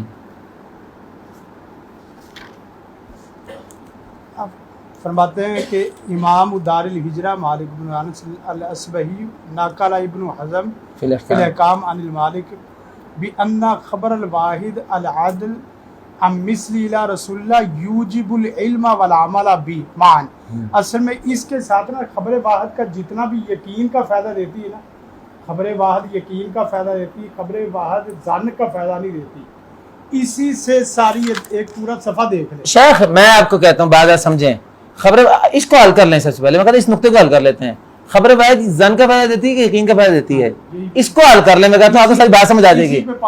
بیٹا سنو میں سمجھاتا ہوں آپ کو. عبداللہ محدث روبی رحمۃ اللہ علیہ نے ان کی کتاب ہے احادیث نبویہ اور مودودیت، مولانا مودودی کے جو تشقیقات ہے نا فن حدیث کی اصطلاحات پر اس پہ کتاب لکھی ہے اردو میں. عبداللہ محدث روبی نے لکھا ہے کہ خبر واحد مفید ظن ہوتی ہے، محدثین کا یہ جملہ ہے، لیکن اس کا مطلب آپ سمجھنے میں غلطی کر رہے ہیں. آپ نے ظن سے مراد لے لیا ہے جو عام طور پہ جو ہے نا ان الظن لا یغنی من الحق شیئا ہے، حالانکہ ظن کی 5 قسمیں ہیں. عبداللہ سوپڑی کہتے ہیں کہ محدثین کا ظن یہ ہوتا ہے، ذرا سننے میں سے آپ کے سارا ذہن کھل جائے گا. اور یہ محدث کا ایک شمارہ نے شائع کیا تھا اصطلاحی نمبر، اس کا جو اداریہ ہوگا سوپڑی کی اس عبارت کے اوپر ہے. کہتے ہیں کہ محدثین کا حدیث ظنی اس معنی میں نہیں ہوتی کہ حدیثیں ہوتی تشکیک کے حامل ہیں. کہتے ہیں اس کی مثال یوں لیجئے کہ عدالت کے اندر کسی مسئلے میں ایک عام فوجی جو ہے وہ پیش ہو کے گواہی دیتا ہے، اور اسی معاملے میں عدالت کے اندر D S P S S P پیش ہو کے گواہی دیتا ہے. کوئی واقعہ ہوا وقوع ہوا کسی جگہ پر، تو ڈی ایس پی اور ایس ایس پی کی بات اگر وہ عام پولیس کے سپاہی کے خلاف ہو جائے تو کیا ہوگا؟ کیا کرے گا عدالت؟ جج کیا کرے گا؟ ڈی ایس پی کی بات کو لے گا، اس کی بات چھوڑ دے گا کیونکہ اس کی بات میں امکان ہے غلطی کا. شیخ الحدیث طالب علم کی لے لیں، شیخ الحدیث طالب علم لے لیں. ایک مسئلہ ایک بڑا عالم بیان کر رہے ہیں، روایت کی بات کرتا ہوں، بات روایت کی کریں کیونکہ استدلال کی بات نہیں ہے. استدلال میں چھوٹا آدمی بس بات صحیح کر دیتا، بات تو دلیل کی ہے. ورنہ یہاں تو شیخ تو میں سے بہت بڑے ہیں ماشاءاللہ، شیخ ثناءاللہ علم میں بھی عمل میں بھی میں تو کچھ شاعر نہیں ان کے مقابلے میں، لیکن اس مسئلے میں جو بات ہو رہی ہے وہ دلیل کی ہو رہی ہے.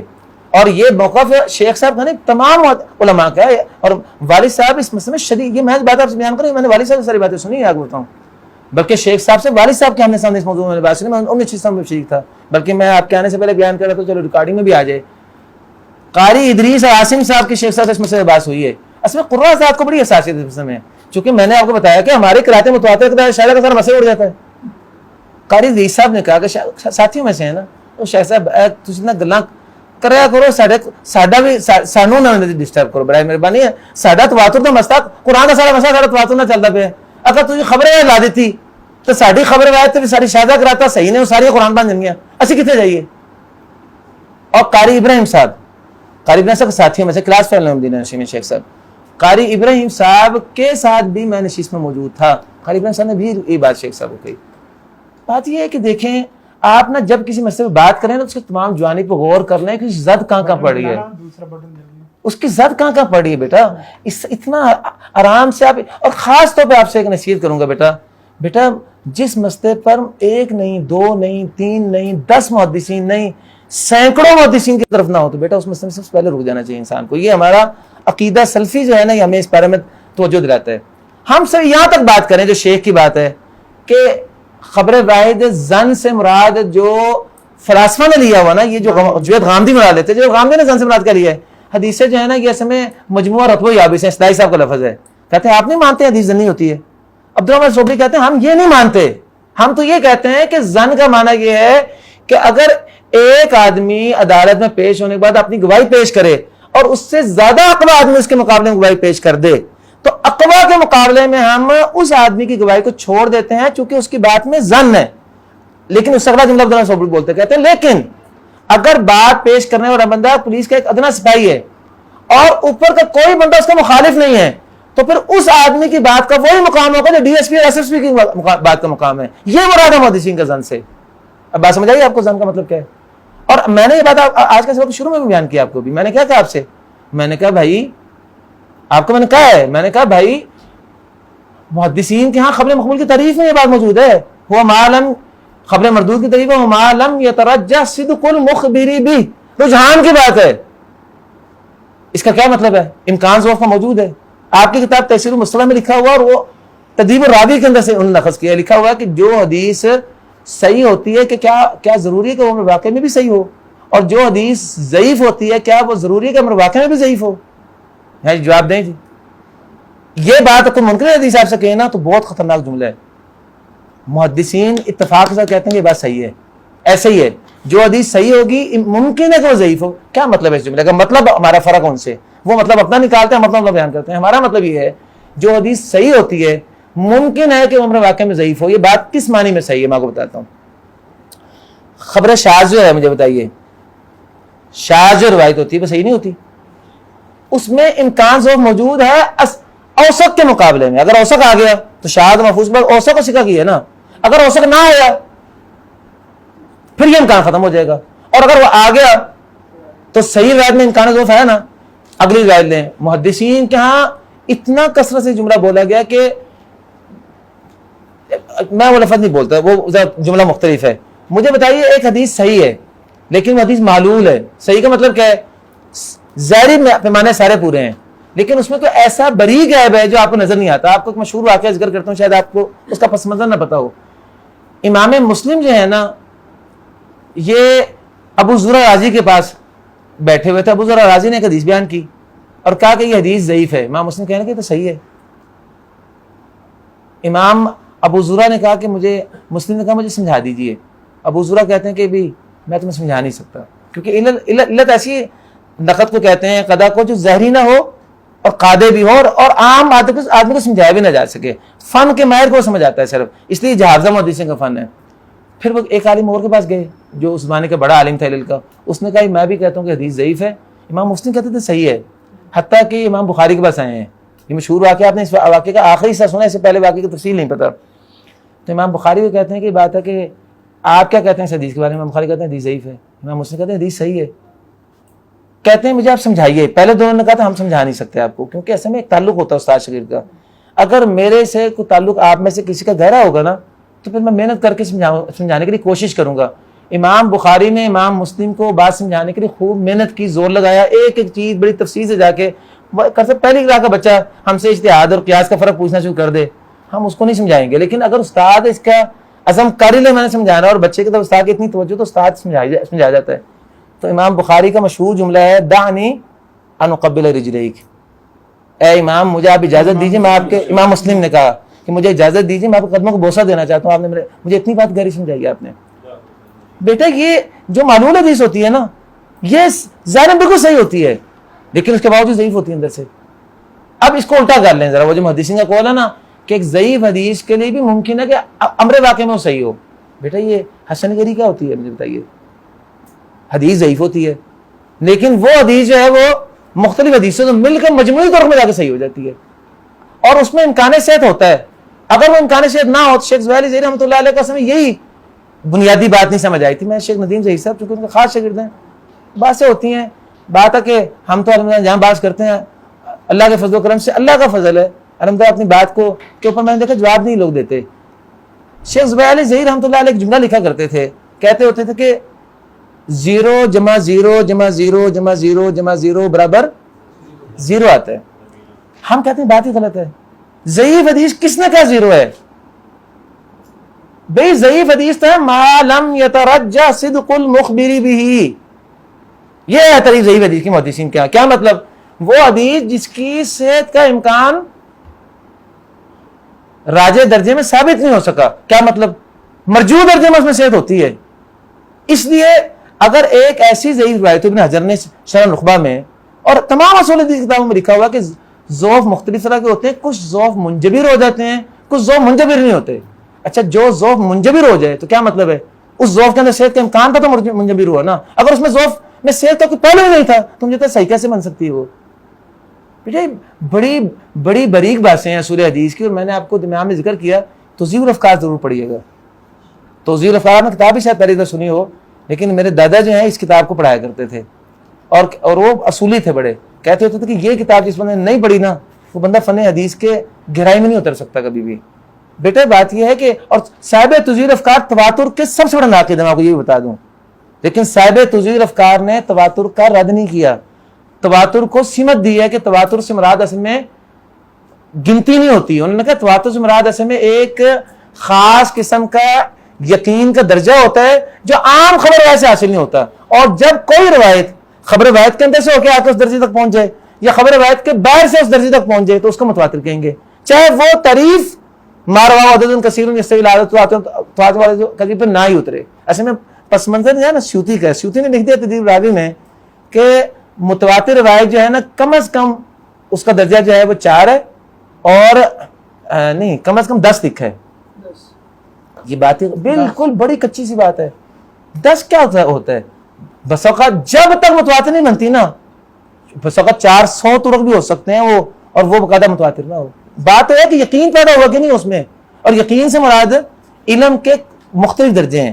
علم کا وہ درجہ جو اعلیٰ درجے کا علم ہے, اس لیے تواتر سے مراد محدثین کا علم کا اعلیٰ درجے کا پہلو ہے, ابتدائی درجے کا علم نہیں ہے. بس یہ بات ہے. آپ یہ بات کریں, ایک نمبر 2 آپ یہ بات کریں کہ جو اصل میں بتیوں نے کام شروع کیا ہوا نا, کہ انہوں نے کسی حدیث کے قبول اور رد کا جو یہ معیار بنا دیا نا کہ حدیث متواتر کی خبر واحد ہے, اس کا کوئی محدث قائل نہیں ہے. محدثین کا خرص ذرا غور کیجیے گا, محدثین کا قبول اور رد کا معیار کیا ہے؟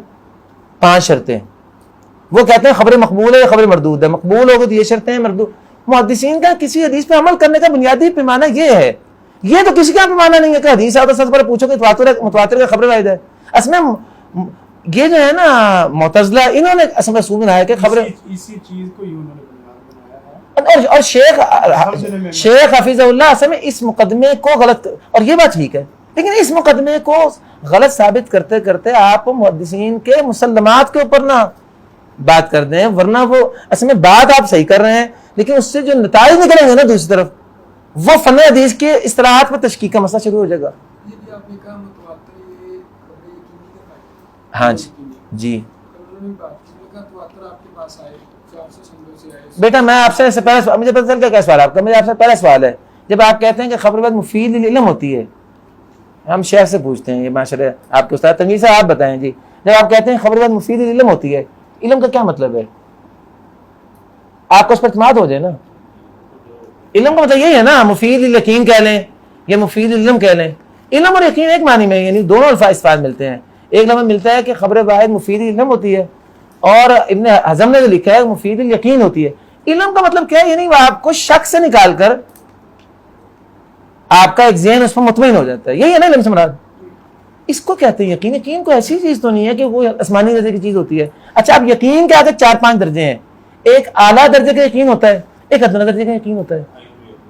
عین الیقین نہیں ہوتا. آپ نے بتایا کہ یقین کو شاہی نہیں ہے, تو یہ کیا ہے؟ عین الیقین, حق الیقین, کیا یقین کو شاہی نہیں ہے؟ مجھے بتائیے. پھر آپ ایسا کریں, کام کہیں, پھر آپ کے شک ہی ہوتا ہے, علم میں یقین ہوتا ہے کوئی نہیں کبھی.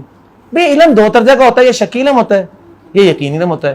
اب آپ جب کہتے ہیں تواتر کا رد کرنے کی بات کرتے ہیں, تو تواتر رد میں یہ بات اگر شروع کر دیں کہ تواتر جو ہے وہ اس میں یقین کا فائدہ دے ہی, یہ فلسفہ ہے. اور بھائی خبر واحد میں یہی فلسفہ تو ہم بیان کر رہے ہیں. ہم کیا کہہ رہے ہیں کہ خبر واحد مفید علم ہوتی ہے, کیا مطلب مفید یقین ہوتی ہے. تو اس کا مطلب یقین تو آپ خود انکار کر رہے ہیں.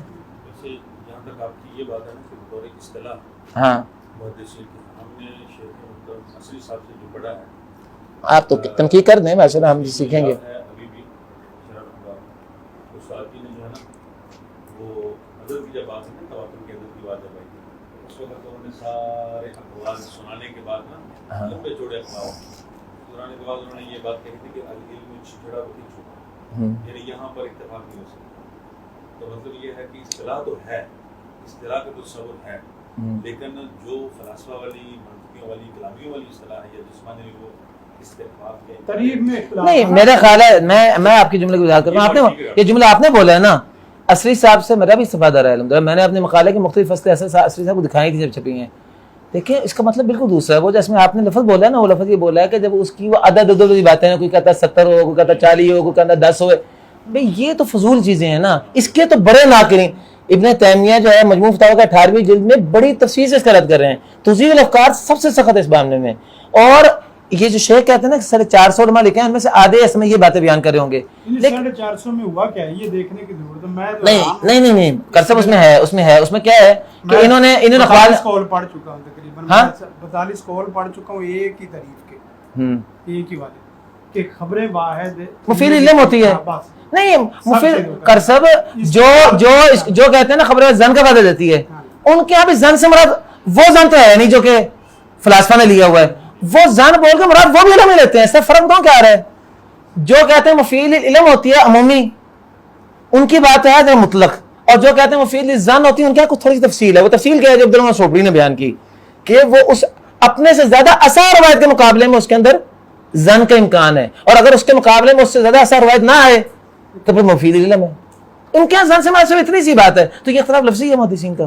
کھانے پر بھی یہ بات ہوئی تھی کہ ہنفیوں نے سب سے اس کا غلط استعمال کیا. اصل میں ہمارا شیخ, پھر میں آپ سے بات کہتا ہوں نا, پھر آپ ایک کام کریں, شیخ میں ہم یہ کرتے ہیں نا کہ حنفیوں اور ہم حنفیوں معتزلیوں کو غلط کہیں نا, ہم محدثین کے فن کے اوپر کی باتیں شروع کر دی ہم نے. مسئلہ تو یہی ہے. اچھا میں بھی یہ سمجھتا ہوں شیخ کا جذبہ جو ہے نا وہ صحیح ہے, چونکہ اصل میں حنفیوں کا تماشا آپ جانتے ہیں. اس کے مقدمے کے اندر خود لکھا ہوا ہے ہاں جی کہ مولانا استاد جی کہتے ہیں کہ میں نے یہ کتاب جو لکھی نا تھوڑا خط تھا تو لکھ کر میں نے پیش کیا مولانا جیانی رحمۃ اللہ کے سامنے. تو انہوں نے کہا کہ الحمدللہ آپ نے بھی اپنا نام جو ہے دفاع صحیح ہینڈ میں نہیں, میں کہتا ہوں بہت بڑا دفاع ہے. جو اس کا مقصد پیش کیا وہ یہی ہے کہ میں مجھے آپ ایک بات بتائیے, یہ جو بات حنفیوں کی ہے زن یقین کی, اس بات کا کتنا نقصان ہے حدیث کے مقام کے اوپر. یہ بات یہ تو بہت بڑی خدمت ہے. یہ کتاب یعنی شیخ نے جو لکھی ہے یہ کتاب بہت بڑی خدمت پہ لکھی ہے. ہم یہ بات نہیں کہہ رہے, ہم تو یہ کہہ رہے ہیں کہ اصل میں اس کے اندر جو بعض چیزیں الجھاؤ کا باعث بن رہی ہیں نا, ان کو آپ ان چیزوں کو نہیں چھیڑنا چاہیے. باقی تو اس کتاب کا پورا موڈ بہت اچھا ہے. مجھے بتائیے, یہ تو شیخ نے کتاب لکھی ہے نا, اس سے پہلے شیخ البانی کی بھی کتاب ہے اس موضوع پر. شیخ البانی کی کتاب ہے اور یہ اس کا ترجمہ عبدالرشید اظہر صاحب نے کیا تھا رحمۃ اللہ علیہ, اور ادارہ مجلس تحقیق اسلامی نے اس کو شائع کیا ہے. اس کا موضوع یہ ہے کہ یہ جو عقیدے کے اندر اصول ہے نا کہ خبر واحد سے عقیدہ ثابت نہیں ہوتا ہے, اس کے ارادے پر شیخ البانی کی مستقل کتاب ہے. اچھا, اور اس کا ترجمہ کیا عبدالرشید اظہر صاحب نے, اور اس کو شائع کیا تھا آج سے 30 سال پہلے مجلس تحقیق اسلامی نے. اصل میں یہ کتاب اصل میں اس سلسلے کی اگلی کڑی ہے. اب اس اعتبار سے کتاب بہت مفید ہے. اور عطا اللہ حنیف بوجانی رحمۃ اللہ علیہ کی آپ جو بات کریں, اس میں کیا شبہ ہے کہ جو بندہ اس موضوع پر بات چھیڑے گا, شیخ کا بنیادی دعویٰ تو یہی ہے نا. اصل میں جو سوالات پیدا ہوتے ہیں نا, اس میں شیخ جب کلام کرتے ہیں نا تعبیر میں کئی چیزیں ایسی ہیں جو اس میں الجھاؤ کا شکار ہو جاتی ہیں. اصل میں اس کی تعبیر تھوڑی سی صحیح ہونی چاہیے. اصل میں نا انہوں نے شیخ پتہ کیا ہے, سب علم ہے کہ ایسی ویسی بات نہیں کہ آپ لڑکے سے توڑ دے. عبداللہ بن سبا یہودی سے بات کی, شیطان کو دشمن بنایا, عبداللہ بن سبا کو یہودی بنایا, ادھر سے پھر آگے معتزلہ والی بات کری, ادھر سے قبر والی بات کری. تو وہ ہے کہ یہ نہیں, اور ادھر سے جملہ اور بولا نہیں, ادھر کو اور جملہ بولا ہے. اتنا جملہ بولتے پہنے کہ محدثین میں اکثر کلامی تھے, اور اس لیے پچھلے 1000 سال میں کوئی مطلب بولا نہیں کہ سارے کلام سے متاثر ہو گئے تھے. یہ منطقی فلسفی رگڑتے رہے, اور نتیجہ کیا نکالا تو کچھ ہے ہی نہیں ہے ہم سے. اچھا چلو نتیجہ آپ یہ بھی نکالتے ہیں, قرآن کا رگڑا پھر گیا کہ جا کے قرآن کا متواتر پکی بات ہے نا, اس کو آپ کہاں کریں گے. بلکہ میں آپ کو ذکر کروں, یہ بات ابھی تک میں نے ذکر نہیں کی, یہ بھی سن لیں. تواتر اسنادی کی کوئی مثال نہیں نا فن حدیث میں, ایسے ہی ہے نا. قرات میں ذرا سنیں میری بات ہے, سنیں. تواتر اسنادی کی قرات میں ہزاروں مثالیں ہیں. تواتر اسنادی کی جس کی بات شیخ کر رہے ہیں کہ ایک فلسفہ ہے, یہ فلسفہ اس معنی میں کہ اس کی مصداق کوئی نہیں ہے. قرات میں اس کی سینکڑوں مثالیں ہیں, اور اس کی وجہ بھی ہے. اس کی وجہ میں آپ کی وجہ بتاتا ہوں, اس کی وجہ کیا ہے شیخ, اس کی وجہ کیا ہے. نہیں شیخ ایسا نہ کریں نا, ایسا نہ کریں نا, ایسا نہیں کرنا چاہیے. نہیں, اس کا مطلب یہ نہیں, پھر شیخ پر ایک کام کرنا چاہیے. تواتر پر بات کرنے سے پہلے آپ پہلے شروع میں کہہ دیں کہ میری جو آج تواتر کی بات ہے نا, یہ صرف مخصوص دائرے میں ہوگی, ورنہ میں تواتر کے بارے میں قاریوں کے تواتر میں کوئی بات نہیں کر رہا ہوں. اس کا استثناء کریں نا پھر پہلے. اور یہ اچھا محدثین پہ بھی نہ کریں, محدثین کے بھی نہیں رد شیخ رد کر رہے ہیں حنفیوں کا اور معتزلہ کا, اور رد درمیان میں ابن حجر اور امام نبوی کا بھی کر رہے ہیں ساتھ ساتھ. یہ کیا ہو رہا ہے مجھے بتائیے. ابن حجر نبوی تو سب سے بڑے خادم اصول حدیث کے. قرات میں تو لفظ چلتا ہی تواتر ہے جناب, ہمارے یہاں خبریں قرات متواترہ ہم کیا مجھے بتائیے. اور جو قرات متواترہ نہ ہو کیا ہوتی ہے, وہ شاذہ ہوتی ہے. اور شاذہ قرات جو ہے وہ ساری صحیح سند ہیں. اب مجھے بتائیے صحیح سند سے اگر قرآن دین ثابت ہوتا ہے اور اس کا درجہ ایک, پھر ساری قراتیں شاذہ قرآن بن گئی. اس سے پتہ چلتا ہے یہ لفظ بطور روایت بھی چلتا رہا, بطور سند اصطلاح بھی چلتا رہا. اصطلاح یعنی کوئی اصطلاح یہ ایسی ہے کہ جو ہاں نہیں شیخ میں حیران کہ آپ یہ اقوال دیکھیں, اقوال صرف خبر واحد کی حجیت پر ہیں, خبر متواتر کی نقد پہ اور اس کی تردید. اور شیخ میں کہتا ہوں, میں نہیں شفیق صاحب, اگر تو اس میں شفیق صاحب بات سنیں, اگر تو اس میں ایک قول بھی موجود ہے نا خبر متواتر کی نقد کا, تو شیخ سے تو وہاں 10 دفعہ پوچھا ہے, وہ بتاتے کیوں نہیں ہے, بتائیں نا کہ کس محدثین نے کہا ہے کہ خبر متواتر خبر احاد کی تقسیم جو ہے فلاسفہ کی ہے اور ہم اس کے قائل نہیں. کوئی ایک مطلب یہاں تو کریں. یعنی آپ دیکھ لیں 50 قول تک خبر متواتر کا ایک قول بھی رد پہ ہو تو آپ بتاؤ, وہ بتاؤں کیا قول ہیں. اب میں نے آپ کی سرسی کرسب میں نے دیکھے ہیں, میں نے بھی دیکھے ہیں سارے بھی آپ کے ساتھ, میں پہلے بھی جانتا ہوں. وہ قول سارے یہ ہیں کہ خبر واحد مفید ظن ہوتی ہے کہ مفید یقین ہوتی ہے, اس کے اقوال ہے. اور یہ بات تو بالکل عام ہے محدثین کے ہاں, یہ ہمارے ہاں بھی یہ تو بات ہم بھی مانتے ہیں. اور میں آپ کو اپنا موقع بتا دوں, چلیں میرا موقع بھی سن لیں. خبر واحد مفید علم ہوتی ہے, میں اس کا, لیکن ایک فرق میرا ہے, ایک ظن میں میرا یقین بھی آتا ہے, اور ایک یقین جو ظن کے بغیر ہوتا ہے. ان دونوں یقینوں کو فرق ہوتا ہے. ظن بھی معنی یقین وہ یقین ہوتا ہے جو کہ تحقیق کے مراحل سے گزرنے کے بعد انسان اس نتیجے تک پہنچے, تحقیق کے بعد وہ زیادہ یقین. اور میرے مطابق اب جیسے سنو, اور میں نے اپنے مقالے میں بحث کی ہے باقاعدہ, میں نے بحث یہ کی ہے کہ جو ظن غور و فکر اور تحقیق کے بعد آپ اس کے اندر یقین تک پہنچے نا, وہ اس یقین سے زیادہ اکمل ہوتا ہے جو ظن جو ہے بغیر غور فکر کے انسان ویسے ہی 100 بندے کی باتوں کے تک پہنچے. اور میں اس کی مثال میں نے دی ہے وہاں. قرآن پاک نے عقائد کو جہاں بیان کیا ظن سے بیان کیا. آپ ذرا دیکھیں, وَيَظُنُّونَ أَنَّهُمْ مُلَاقُو رَبِّهِمْ, اور یہ قیامت کا یقین اگر نہ ہو بندہ کافر ہے نا. قرآن پاک نے اس کو ظن سے بیان کیا. اگر ظن اتنی بری چیز ہے تو قرآن تو کہتا ہے وَيَظُنُّونَ أَنَّهُمْ مُلَاقُو رَبِّهِمْ. اصل بات کیا ہے, ظن بھی معنی یقین جو ہے نا, نہیں کر سکتا, اور چیز ہے. ظن میں آپ کو قاعدہ بتاتا ہوں, ظن یا ظنو کے بعد اگر ان یا نہ آ جائے نا, قاعدہ ہے گرامر کا, وہ ظن بمعنی یقین ہوتا ہے. لیکن وہ والا ظن بمعنی یقین ہے جس ظن بمعنی یقین تک پہنچنے کے لیے آپ کو کئی سال لگے ہوں تحقیق کرنے میں. یہ جو ہے قل ھذی سبیلی ادعو الی اللہ علی بصیرۃ انا ومن اتبعنی, محدثین نے جس حدیث کو صحیح کہا ہے نا, پتہ نہیں کتنی دفعہ پرکھنے کے بعد صحیح کہا ہے. یہ ہے ظن بمعنی یقین کا. لیکن بات ہے کہ اصطلاحات کی تشکیک کا مسئلہ پیدا نہیں ہونا چاہیے.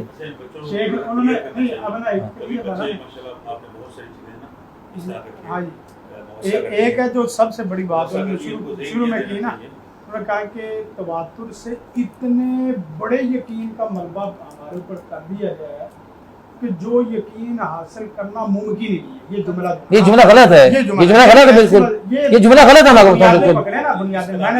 نہیں اسنادی کو چھوڑیں آپ, مجھے آپ کو میں ابھی مثال بیان کی ہے. ہم یہاں بیٹھے ہیں ابھی, بحث ایک کرسر سنیں, بات سنیں, بحث ایک بندہ آتا ہے بتاتا جی تاریخ اللہ نہ کرے وہ چھٹ ڈگ پئی ہے, دوجا بھی آ جاتا ہے, تیجا بھی آ جاتا ہے, چوتھا بیٹھے بیٹھے نکلنا پہلا بڑا 20 بندے تمہیں بتا دیتے ہیں تاڑا دے اس وقت ذہن بنے گا, وہ ذہن پکی کر ایک بندے سے غلط نہیں بنے گا. یہ تو ایسی بدی چیزیں ہیں, آپ کیسے کیا کر سکتے ہیں. مجھے آپ بتائیے امریکہ دنیا میں موجود ہے کہ نہیں ہے. مجھے آپ میں سارا سوال پوچھتا ہوں, آپ نے دیکھا امریکہ؟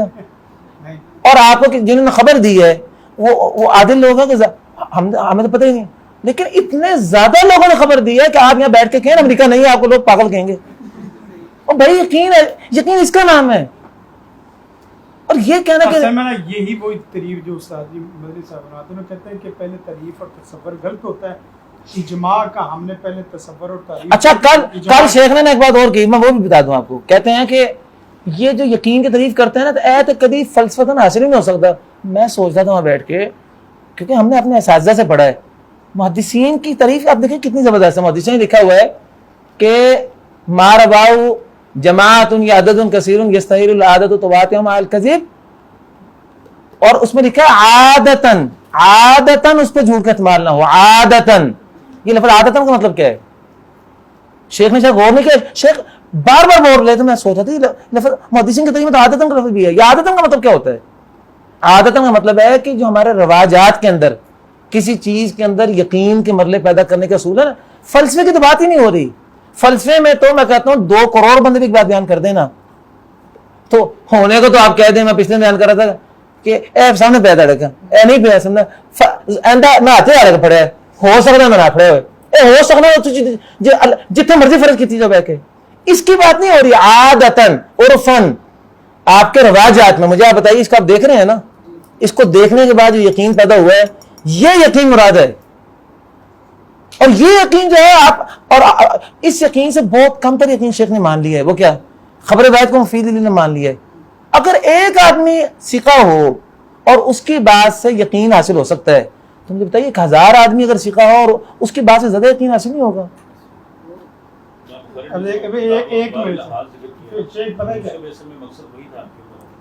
یہ جو تعریف ہے اجماع کی تعریف ہے نا, جس کے اوپر اتفاق جمیل مجتہدین من امت محمد بعد وفاتہ فی اصل من الوصول علی حکم. اتفاق جمیل مجتہدین یہ ممکن ہے جیسے یہ تعریف میں ہوتا ہے, اگر وہ اتفاق اجماع ہے. وہاں بھی یہی ہے کہ اصل وہ دلیل ہے, وہ ایک بندہ امام احمد بن حنبل اگر کھڑے ہو گئے نا تو ہمارے ہاں وہ بھی جمعی حیثیت. میں آپ کو لطیفہ سناؤں ایک, یہاں اگر اس تعریف کو دیکھیں تو ماروا عادت کثیر اور اتفاق کو نہیں, میں آپ نے وہ بات نہیں سنی جو میں آپ کو بتایا, وہ یہ تصدیق کریں گے. کل شیخ نے میں دعویٰ کیا بیت العتیق میں کہ محدثین کا جو تواتر ہے نا, اگر اس کا کوئی صحیح تصور ہے اس کا نام اجماع. اور میں بتاؤں کہ سوچ رہا تھا آپ میں وہاں ہنسا نہیں, اتنی یہ اتنا بڑا لطیفہ ہے. اجماع کا تحقق تواتر سے کروڑ گنا زیادہ مشکل ہے. آپ نے پڑھے نہیں اصول حدیث فقہ کی کتابیں, اصول فقہ میں تو اس پر اتنی بات ہے کہ کیا اجماع ممکن وقوع بھی ہے کہ نہیں, کیونکہ آپ کیا دنیا کے ایک آدمی کو جا کے پتہ کر سکتے ہیں. اور شیخ کیا بیان کر رہے تھے, کہہ رہے تھے کہ اصل میں جو تواتر ہے نا, جو ہمارا سلفیوں کا تواتر ہے, وہ اصل میں وہ ہے جس کو اجماع کہتے ہیں. تو پہلے تو یاد دسو سلفی اجماع قائل ہیں, سارے سلفی تو اجماع قائل ہی نہیں اکثر, اور اس کا قائل تو نہیں ہے کیونکہ اس میں احتمال اتنا زیادہ ہے. تواتر تو پھر کوئی تھوڑا سا زمین کا تصور ہے, اجماع تو اتنا. اور ابن اعظم ابن احمد بن حنبل نے تو یہاں تک کہہ دیا, میں کل سوچ رہا تھا, میں نے کہا آپ یہ طریق شیخ کر رہے ہیں, من ادعا الاجماع فقط کذب. ابن حجر ابن احمد بن حنبل بڑے بڑے علماء تو اجماع کے دعویٰ کو جھوٹا دعویٰ کہتے ہیں. اور غزالی نے تو یہاں تک لکھا ہے کہ اجماع سے جو چیز ثابت ہو وہ کبھی یقینی دلیل ہو ہی نہیں سکتی, وہ ہمیشہ ظنی دلیل ہوگی. آپ اخبار تو پڑھیں اجماع کے بارے میں, اور شیخ نے تواتر کو نکال کر اس سے زیادہ معتمدی میں ڈال دیا اجماع میں. اور یہاں بھی نا, یہاں بھی ایک شیخ ساتھ ساتھ یہاں 50 اقوال میں آدھے دلائل اصول فقہ کے اور آدھے دلائل عمومی کتابوں کے, یعنی فن کی کتابوں کے یا بحث کی ہوتا ہے نا. جیسے اب جس وقت آپ نے اصطلاح فن کے متعلق بات کرنی تو شیخ اہل فن سے دلیل نہیں, اور فن سے مراد اصل میں ہوا خرابی گھر سے کیا ہوئی ہے. فن کے تو اعلام تھے, ابن حجر, سیوطی, وہ سارے ویسے ہو گئے, مجھے بتائیں. اب فن کا بندہ رہ کیوں نہیں گیا, والا کس کا تھا, مجھے بتائیں آگے.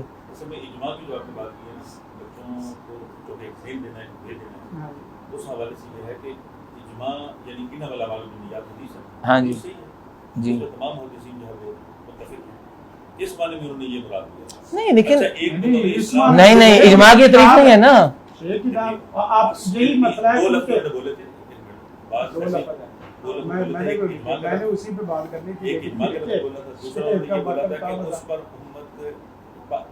شیخ مجھے ایک بات آپ بتائیں چھوٹی سی, شیخ مجھے ایک چھوٹی سی بات بتائیں, ایک منٹ شفیق صاحب, تنویر صاحب ایک چھوٹی سی بات بتائیں.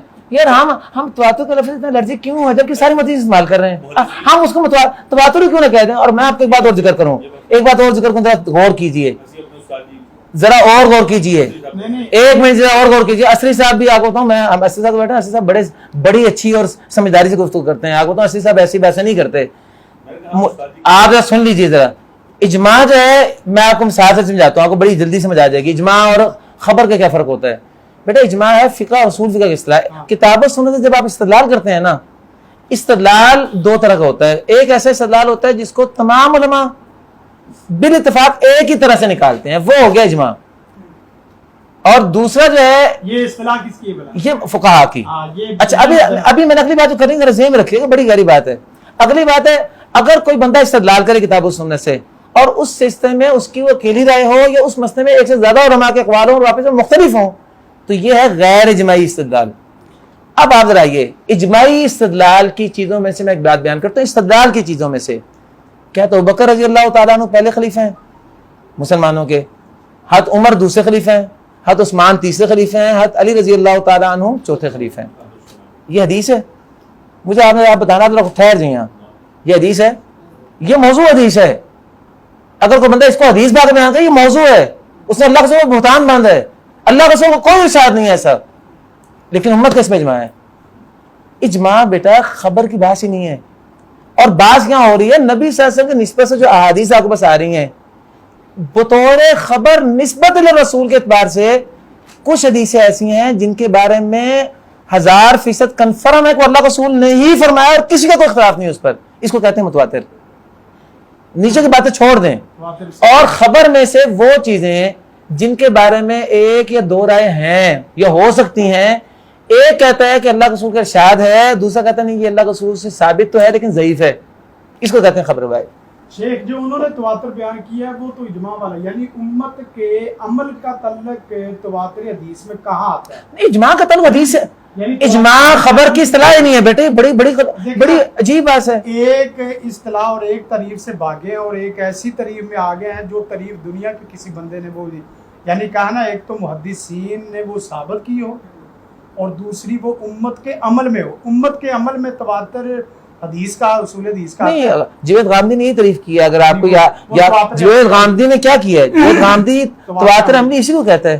وہ کہتا ہے کہ تواتر عملی یہ ہے کہ اس مسئلے پر ہر دور میں امت کا اجماع رہا ہو، اور ہمارے تمام علماء نے اس کو بتاؤں کیا کہ ابھی تم حدیث کے منکر ہو، چونکہ تم خبر والی سنت کو نہیں مانتے، تم نے جو سنت تم نے بنائی ہے نا وہ تمہاری من گھڑت سنت، اور اس سنت کی بنیاد ہے تواتر عملی، اور اس پر ہمارے ادارے نے ایک نمبر شائع کیا، اس پہ سب سے زوردار اعتراض ہوں کیا ہے، تواتر کا تعلق اجماع سے ہے کہاں؟ تواتر کا اجماع سے کیا تعلق ہے؟ تواتر خبر کس طرح ہے؟ خبر کے دو قسمیں، خبر واحد، خبر متواتر، اور اجماع جو ہے وہ تو استدلال اور استخراج کی بات ہے، اس کا اللہ کے رسول کی نسبت سے بطور وہی۔ آپ کو اگلی بات بتاؤں، اجماع وہی نہیں ہوتا، آپ کو بتاؤں خبر جو ہے وہی ہوتی ہے، اجماع وہی نہیں ہوتا۔ انسانوں کو مان رہے ہیں اور حدیث کے یعنی اجماع کیا ہے؟ اجماع یہ ہے کہ کسی حدیث کے مفہوم پر پوری امت کے لوگ متفق ہو جائیں۔ مجھے بتائیں پوری امت کسی حدیث کے مفہوم پر اکٹھے ہو بھی جائے نا، وہ وہی نہیں بنتی، وہ صرف وہی کا متعین مفہوم ہے، بس اس کو کہتے ہیں قطعی دلالہ۔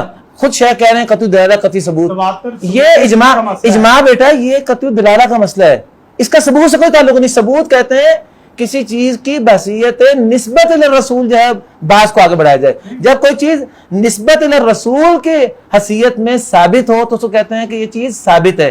اس کی دو قسمیں ہیں، ایک ہے کہ وہ قطعی ثابت ہے کہ ظنی ثابت ہے۔ قطعی ثابت کا مطلب ہے کہ اس میں یقین پیدا ہو گیا۔ قطع کا مطلب کیا ہے؟ خبر میں دو امکان ہوتے ہیں کہ اس کو کہنے والے کو سچا یا جھوٹا کہہ سکتے ہیں۔ اگر اس کے اندر خبر کے اندر ہی ایک پہلو منقطع ہو جائے تو اس کو کہتے ہیں یہ چیز قطعی ہے، اور اسی کا دوسرا نام ہے یقینی۔ تو شیخ حدیث کو قطعی ثبوت نہیں مانتے ہیں نا، اسی کو تواتر کہتا ہوں۔ کہتے ہیں کس کو نہیں بتائیے؟ تواتر نہ اسی کا نام ہے کہ اس میں ایک پر منقطع ہو گیا اور دوسرا پر طے ہو گیا، جس پر کو طے کیا وہ یقین ہے، اور جو منقطع ہے وہ شک ہے۔ مجھے نہیں سمجھ آیا کہ وہ شیخ یقین جی ایک ایسا خیالی تصور کا حاصل نہیں ہوتا، شیخ خود خبر ویسے یقین مان رہے ہیں، پتہ نہیں کس یقین کے اوپر وہ اعتراض اٹھا رہے ہیں۔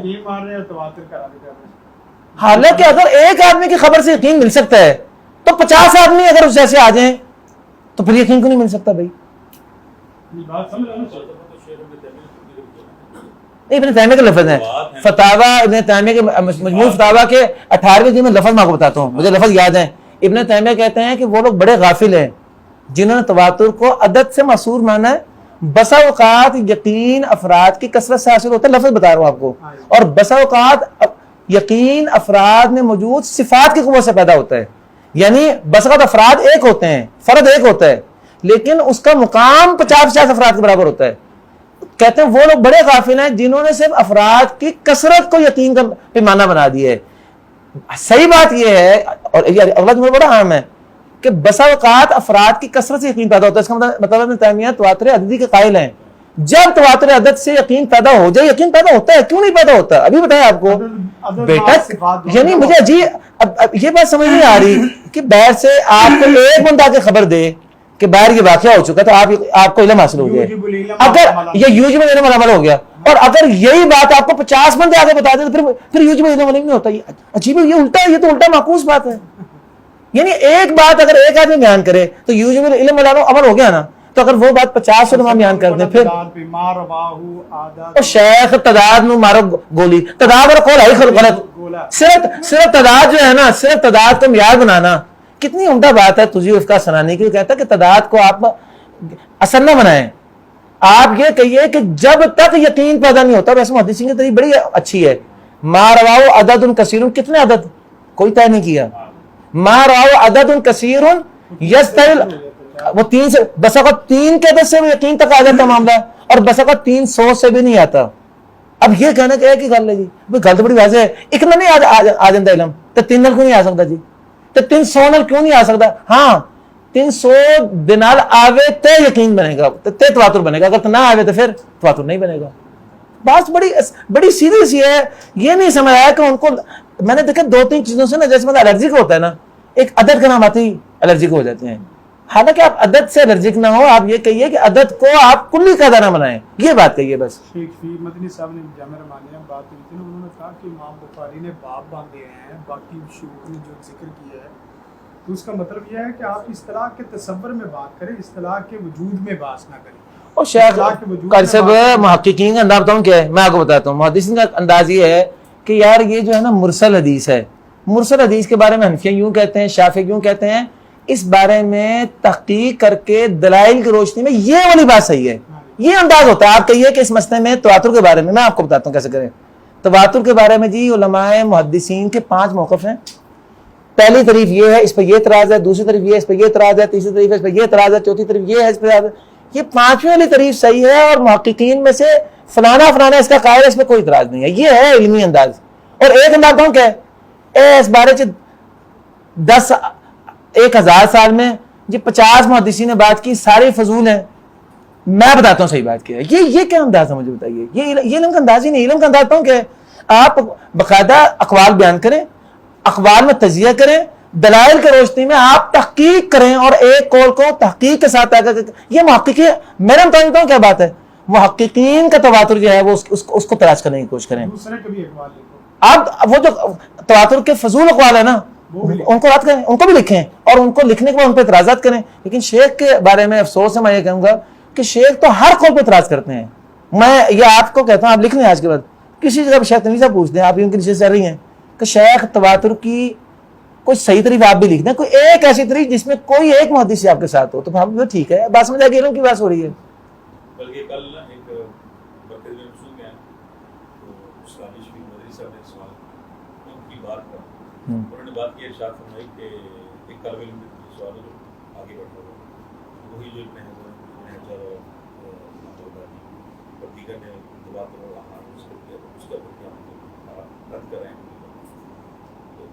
ایک بڑی بات شیخ صاحب نے یہ کہہ دی کہ ان کو غلطی لگی, اس پر جو ہے شیخ صاحب کم دیکھیں, یہ سلمان رحیلی کا جو میں نے آپ کو بتایا نا 2 گھنٹے کا لیکچر, یہ آپ کو میں خاص نصیحت کروں گا, اللہ آپ کو توفیق دے, سلمان رحیلی کا لیکچر ضرور سنیں. سلمان رحیلی کا لیکچر, وہ لیکچر اس سے کئی گنا زیادہ اہم ہے. وہ مسئلہ کیوں کہ یہ تو 2 ابن حجر اور ابن کثیر کی بات کر رہے ہیں نا صرف, وہ بھائی اصول فقہ کو تو تقریباً کتابیں متکلمین کی ساری, تو ساری کتابیں دریافت کرتے ہیں. سلمان رحیلی نے موقف یہ پیش کیا دلائل میں 2 گھنٹے بعد کے بعد کہ اصول فقہ کی کتابوں میں جہاں جہاں ایسی کوئی چیز آئی ہے تو محققین بھی تو موجود ہے نا, آپ ان سے تصور لے لیں, اور جو کلامی جو جہاں جہاں غلطی اس کو چھوڑ دیں, بس اتنی سی بات ہے, آپ غلطی چھوڑ دیں. یہ کہنا کہ آپ کتابیں ساری دریافت کر دیں, یہ کیا انداز ہوا. اب یہاں یہی انداز ہو رہا ہے, تواتر کی بات سے چھوڑ دیں, کیوں چھوڑ دیں جی, بات ہے سارے محدثین نے تو کی ہے. آپ یہ کہیے کہ تواتر کا فلانا تصور غیر تحقیقی ہے اور یہ والا تصور تحقیقی ہے, یہ والا لیں وہ چھوڑ دیں, یہ بات ٹھیک ہے. اور ہم قاری بھی یہ کرتے ہیں, آپ کو بتا دیتا ہوں, ہمارے ہاں ابو شامہ بہت بڑا امام ہے. ابو شامہ اور کے اوپر ابن جزری رحمۃ اللہ علیہ نے کتاب لکھی منجد المقرین, اور بات ساری یہ ہے کہ قرآن پاک کے بارے میں ابو شامہ یہ کہتے ہیں کہ قرآن پاک کے لیے تواتر سندی ضروری ہے. پوری کتاب منجد المقرین لکھی ابن جزری رحمۃ اللہ علیہ نے, قراء کے بڑے امام ہیں. کہتے ہیں ابو شامہ کہ مجھے اس بات سے اتفاق نہیں ہے, قراءات میں بے شمار چیزیں ایسی ہیں جو تواتر سے ثابت ہیں, خبر ویسے ثابت ہیں. ابو شامہ کا یہ کہنا کہ ہر جزی جو ہے وہ تواتر سے ثابت ہے، تواتر سندھی ہے ان کا، کہتے ہیں بے شمار قراتیں ختم ہو جائیں گی ان کے، جب ہم غور کرتے ہیں تحقیق سند میں جاتے ہیں تو وہاں تواتر نہیں ملتا، جو تواتر ہم مانتے ہیں وہ یہ والا ہے، وہ وہی الخبر المعتبر بالقرآن۔ اس لیے ثبوت قرآن کا جو صحیح ضابطہ میں بتا دیتا ہوں آپ کو، وہ یہ نہیں کہ قرآن روایت متواتر ہی ہو، وہ اصل یہ ہے کہ اگر زیادہ سے زیادہ وہ متواتر روایت ہو، اور کم از کم یہ ہے کہ وہ روایت خبر واحد ہو، صحت سند سے ثابت ہو، اور 3 قرائن کے حامل ہو، مصاحف عثمانی کے مطابق ہو، رسم اور لغات عرب میں موافق ہو، اور قراء حضرات کا تلقی بالقبول سے حاصل ہو، جسے اجماع کہتے ہیں۔ اب اگر یہ چیز آ گئی تو، اور آپ کو اچھا میں اب آپ کو ایک بات اور ہی بتا دوں، کیونکہ یہ تو علمی بات ہے نا، قرات 7 تواتر سے حاصل ہے، کرتے ذرا یہ ذہن میں رکھیے گا، میں وہ بات کروں چونکہ میرا سندوں سے بھی تعلق ہے قرات کی، قرات 7 متواترات میں سے ہے، قرات 3 خبر احاد لیکن تلقی بالقبول سے تواتر حکمی کے اعتبار سے قبول ہوئی ہے، یا پڑھنا کتابوں کو ذرا، قرات 7 جو 10 قاری کہتا ہے نا قرات 10 متواترہ، یہ 10 ساری متواترہ نہیں ہے، ان میں 7 متواترہ ہیں، 3 جو ہیں یہ الخبر واضح المعتبر بالقرائن سے حکمی تواتر کے درجے میں ہیں، اور 4 جو ہیں جو اوپر ہیں، جو جن کا نام میں نے لیا، وہ خبر واحد ہیں جن کو حکمی تواتر بھی نہیں مل سکا، وہ صرف صحیح ہیں، اور ہے یہ ساری خبر واحد ساری صحیح ہیں۔ یا پھر غور کر لیں، جو 3 قراتیں، یار آپ تحقیق کر لیجیے گوگل پہ جا کے، 3 قراتیں اور 4 قراتوں کے اندر ایک چیز قدر مشترک ہے، 3 قراتوں میں جو ابو جعفر یعقوب اور خلف کی قرات ہے یہ بھی خبر واحد ہیں، اور وہ جو ہیں ابن محسن اور یحییٰ یزیدی اور سلمان الاعمش اور حسن وہ بھی خبر واحد میں سے، فرق کیا دونوں میں؟ اس کو جو ہے وہ حاصل ہے محتب بالقرائن کا معاملہ، اور انہیں وہ حاصل نہیں ہے۔ تو بیٹا ایسے میں آپ ہیں تخصص کو طلبہ، میں نے ایسے میں دیکھا میرا ٹائم کافی گزر گیا، میں اس لیے آپ سے بیٹھ گیا، میں نے کہا بات ہے ماشاءاللہ ہماری اگر آپ کے ہمارے مدرسہ کی آخری کلاس ہو، ہم نے بیٹا آپ لوگوں کی تربیت تو کرنی ہے، اور یہ تربیت کیسے ہوتی ہے؟ مختلف علماء کی بات، اب آپ نے جتنی باتیں سنی ہیں آئندہ انشاءاللہ کئی 12 لیکچر ہو گیا شیخ کا، آپ دوبارہ بات کیجیے گا شیخ سے، اب ایک سوال کا جواب لینا آپ نے مجھ سے، آپ ان سے سن کے مجھے پوچھیں، آپ کو سمجھائیں گے انشاءاللہ۔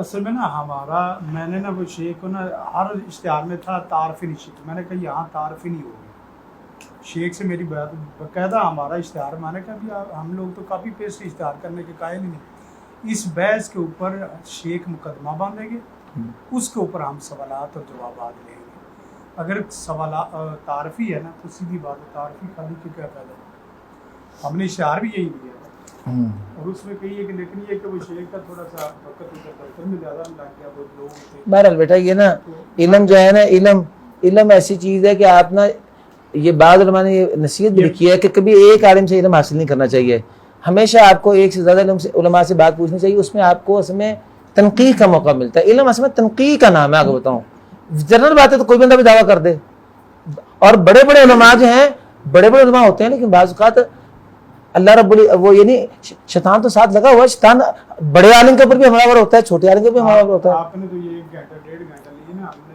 فجر سے لگتے تھے زور تک بغیر ناشتے، نہیں اور کر سب، اور اس میں کر سب دوسری بات بھی ہے کہ علم صرف ہم نے ایک استاد سے نہیں لیا، میں ہر طرح کے عالم کی نشست میں بیٹھا ہوں، اور نشستوں میں بیٹھ کے دیکھا علماء کے اپنے باتیں جب ہوتی ہیں تو ان باتوں میں کیسے علماء کے آپس میں کتنے اختلافات ہیں، علمی اختلافات کی بات کر رہا ہوں، اختلافات سے مراد وہ عام اختلاف کی بات نہیں کر رہا آپ کو، اور علماء کا کہنا یہ ہے کہ آپ 2 عالم بحث کر رہے ہو نا، اس کی نشست میں بیٹھ کے جو بحث ہوتی ہے نا وہ 2 مہینے کو مطالعے سے زیادہ مفید ہوتی ہے، اس میں چیزیں نکھرتی ہیں آپ کے اصل میں۔ کلمے کی ترکیب میں اختلاف ہوا نا تو شیخ بابا سمسام کہنے لگے علم کے 2 سمندر ٹکرا گئے ہیں، جس نے علم کے برتن بھرنے ہیں وہ دوڑے، اور 2 جس وقت اس طرح کی مباحث ہوتی ہے، آپ دیکھیں نا صرف یہ لیکچر ہم پورا نہ لکھوا بھی دیں گے، اور اس کے جو نا وہ شیخ وہ الگ الگ کلپ بھی نکال لیں گے، پورا لیکچر نہیں میں نے اس کو بتاؤں ریکارڈنگ کرنے میں مجھے اس میں کوئی حرج محسوس نہیں ہوا، میں ویسے نا بتاؤں لحاظ کرتا ہوں آج تک، لیکن اب بات ہے جب شیخ کو میں، اور آپ کو ایک بات ہے آپ سے، یہ باتیں شیخ سے کرتے ہیں 20 سال ہو گئے ہیں، اور یہ باتیں والد صاحب، اور جہاں شیخ جائیں گے نا، میں آپ کو ایک بات ابھی کہتا ہوں، یہ جہاں پاکستان میں مرضی لیکچر دے دیں ہر جگہ یہ سوال لوگ نے اٹھانے، یہ سوال آپ کے ذہن میں ہے نا، یہ سوال ان کی بات تقریر میں عام آدمی کو سنتے پیدا ہو جاتے ہیں، اور شیخ نے کتاب لکھی ہے، کتاب لکھنے سے پہلے تمام جوانب کو آپ پہلے احاطہ تو کریں نا، پھر احاطہ کرنے کے بعد بات وہ کریں جس پہ اعتراض پیدا نہ ہو۔ اگر آپ نے بات ایسی کر دی کہ ایک بات آپ سلجھا رہے ہیں اور 2 مسئلے آپ الجھا رہے ہیں، پھر ایک مسئلہ آپ سمجھا رہے ہیں 3 الجھا رہے ہیں، تو مجھے بتاؤ کیا ہوگا مسئلہ؟ سننے والا بندہ جو ہے وہ کہ ہم جائیں تو جائیں کہاں بات یہ. اس لیے ایک بات واضح ہو گئی، یہ متواتر خبر واحد کی تقسیم اڑانے کا کوئی مطلب نہیں بنتا جب تک اس بارے میں کسی محدث کی بات وہ نہیں لے کر آتے. تو بات ہے میں نے نا وہ ہمارا گروپ تھا، میں نے اساتذہ گروپ میں سوال بھیجا، میں نے کہا یہ ابن حجر اور امام نووی کے مقابلے میں ہمارا مقام مرتبہ کیا کہ ہم ان کی بات کو چھوڑ دیں، کسی آج کے آدمی بات لیں. ہم لیں کیوں؟ مجھے بتائیں، میرا تو یہ ثابت کرو نا کیوں لیں ہم ابن حجر اور ابن نووی کے؟ ہم ٹانگ کے برابر بھی نہیں ہیں دلائل میں، ان کے دلائل ہمیں سمجھ نہ آئے ہوں. اچھا ایک جملہ شیخ صاحب بار بار بول رہے تھے کل، بھی سمجھ تو غلطی لگ سکتی ہے، تو یار ہمیں نہیں لگ سکتی سمجھ غلطی. آپ اپنے بارے میں سمجھ غلطی کہہ رہے ہیں نا، سمجھ غلطی ہمیں نہیں لگ سکتی. 1000 سال ہو گئے، 1000 سال محدث سارا غلطی پہ غلطی، مکھی میں مکھی مارتے جا رہے ہیں. اور بھائی سارے محدثین پاگل ہی ہیں یار. یہ نا ہم نے لینا. امام شافعی رحمۃ اللہ نے لکھا ہے کہ میں نے قرآن پاک کا 300 دفعہ مطالعہ کیا یہ جاننے کے لیے کہ قرآن پاک میں گمراہی سے رکنے کا سب سے بڑا پیمانہ کیا. تو کہتے ہیں یہ آیت مجھے ہر دفعہ مطالعے پر یہ آیت سامنے آئی ہے. میں نے آج آغاز میں پڑھ دی تھی، وَمَن يُشَاقِقِ الرَّسُولَ مِن بَعْدِ مَا تَبَيَّنَ لَهُ وَيَتَّبِعْ غَيْرَ سَبِيلِ الْمُؤْمِنِينَ. یہ کیا ہے سبیل المؤمنین؟ یہ ہمارے اہل علم کا ایک مسلسل چلتے آنا عمل ہے، ہم اس کو کیسے چھوڑ دیں؟ مجھے بات بتائیے آپ. اور ہم یہ کہیں کہ سارے ہی جو ہے وہ اصل میں کلام اور منطق میں بہ گئے، تو کیسے اتنا بڑا وہ کیسے ہم کر دیں؟ اور پھر آپ دیکھیں میں کسی پہ فتویٰ نہیں لگا رہا، جو یہ کام کرتا ہے آگے قرآن کی وعید کتنی سخت ہے، نولی ما تولی ونصلی جہنم، وہ بندہ جہنمی ہے. انا للہ، کتنا سخت فتویٰ قرآن کا. امام شافعی کہتے ہیں میں نے 300 دفعہ قرآن پڑھا ہے اور مجھے قرآن پاک کی 300 دفعہ پڑھنے کے بعد یہ آیت ملی ہے ہر دفعہ پڑھنے میں کہ یہ آیت انسان کو بتاتی ہے کہ مرض اور مسلک کی کتنی اہمیت ہوتی ہے. چلیے جی سب میرا خیال ہے جو مقصد ہے وہ ہو گیا. ان کے ویسے سوالات بھی میرے خیال جتنے ان کو ہم نے موقع تو دیا ہے، ساتھ انہوں نے کر لیا ہے. اور میرا خیال ہے ان کو جو سوالات جو بات ہم جے میں ڈالا جاتے تو پہنچ گئے ہیں نا. ڈاکٹر سار صاحب اس میں یہ کرتے ہوتے تھے کہ ڈاکٹر سار صاحب کے نا مختلف علماء کو بلاتے رہتے تھے، وہ تو لیکچر دے کے چلے جاتے تھے، ڈاکٹر سار صاحب ہفتہ اس کی تنقید کیا کرتے تھے پوری. یہ بڑا اس کا فائدہ ہوتا ہے. آپ نے ایک بات پہلے سن لی ہے نا، اب آپ کو، اور اگر آپ کو یہ بات میں ویسے بیان کرتا تو آپ کو دلچسپی پیدا نہیں ہوئی تھی. اب آپ نے سنی ہے نا بات پوری الحمدللہ، اب آپ کا ذہن تیار ہو گیا ہے. انشاءاللہ اللہ نے چاہا تو اب آپ کسی کو دوبارہ بات کریں گے تو آپ کو انشاءاللہ مزید حق یقین پیدا ہو جائے گا کہ بات باقی ایسے ہے. کیونکہ کئی سوالات آپ کو پیدا نہیں ہوا، بتاؤں ہمیں تو سوالات پیدا ہوں وہ بھی 10 قسم کے ہیں. تو بات ہے آپ کو تو اتنا پیدا ہوا کہ نہیں، اس سے پہلے کسی نے بات یہ کہی بھی کہ نہیں کی تھی، آپ کو تو یہیں تک بات رہی نا. الحمدللہ ہماری بات تو اس سے بھی آگے کی ہے نا. سبحانک اللہم وبحمدک اشہد ان لا الہ الا انت استغفرک واتوب الیک. کوئی بات ایسی جو کہ تجاوز ہو بات میں، اسی لیے انسان کو جو ہے نا آخر میں یہ الفاظ پڑھ دینے چاہیے. زندگی شعور سے، الحکمہ انٹرنیشنل.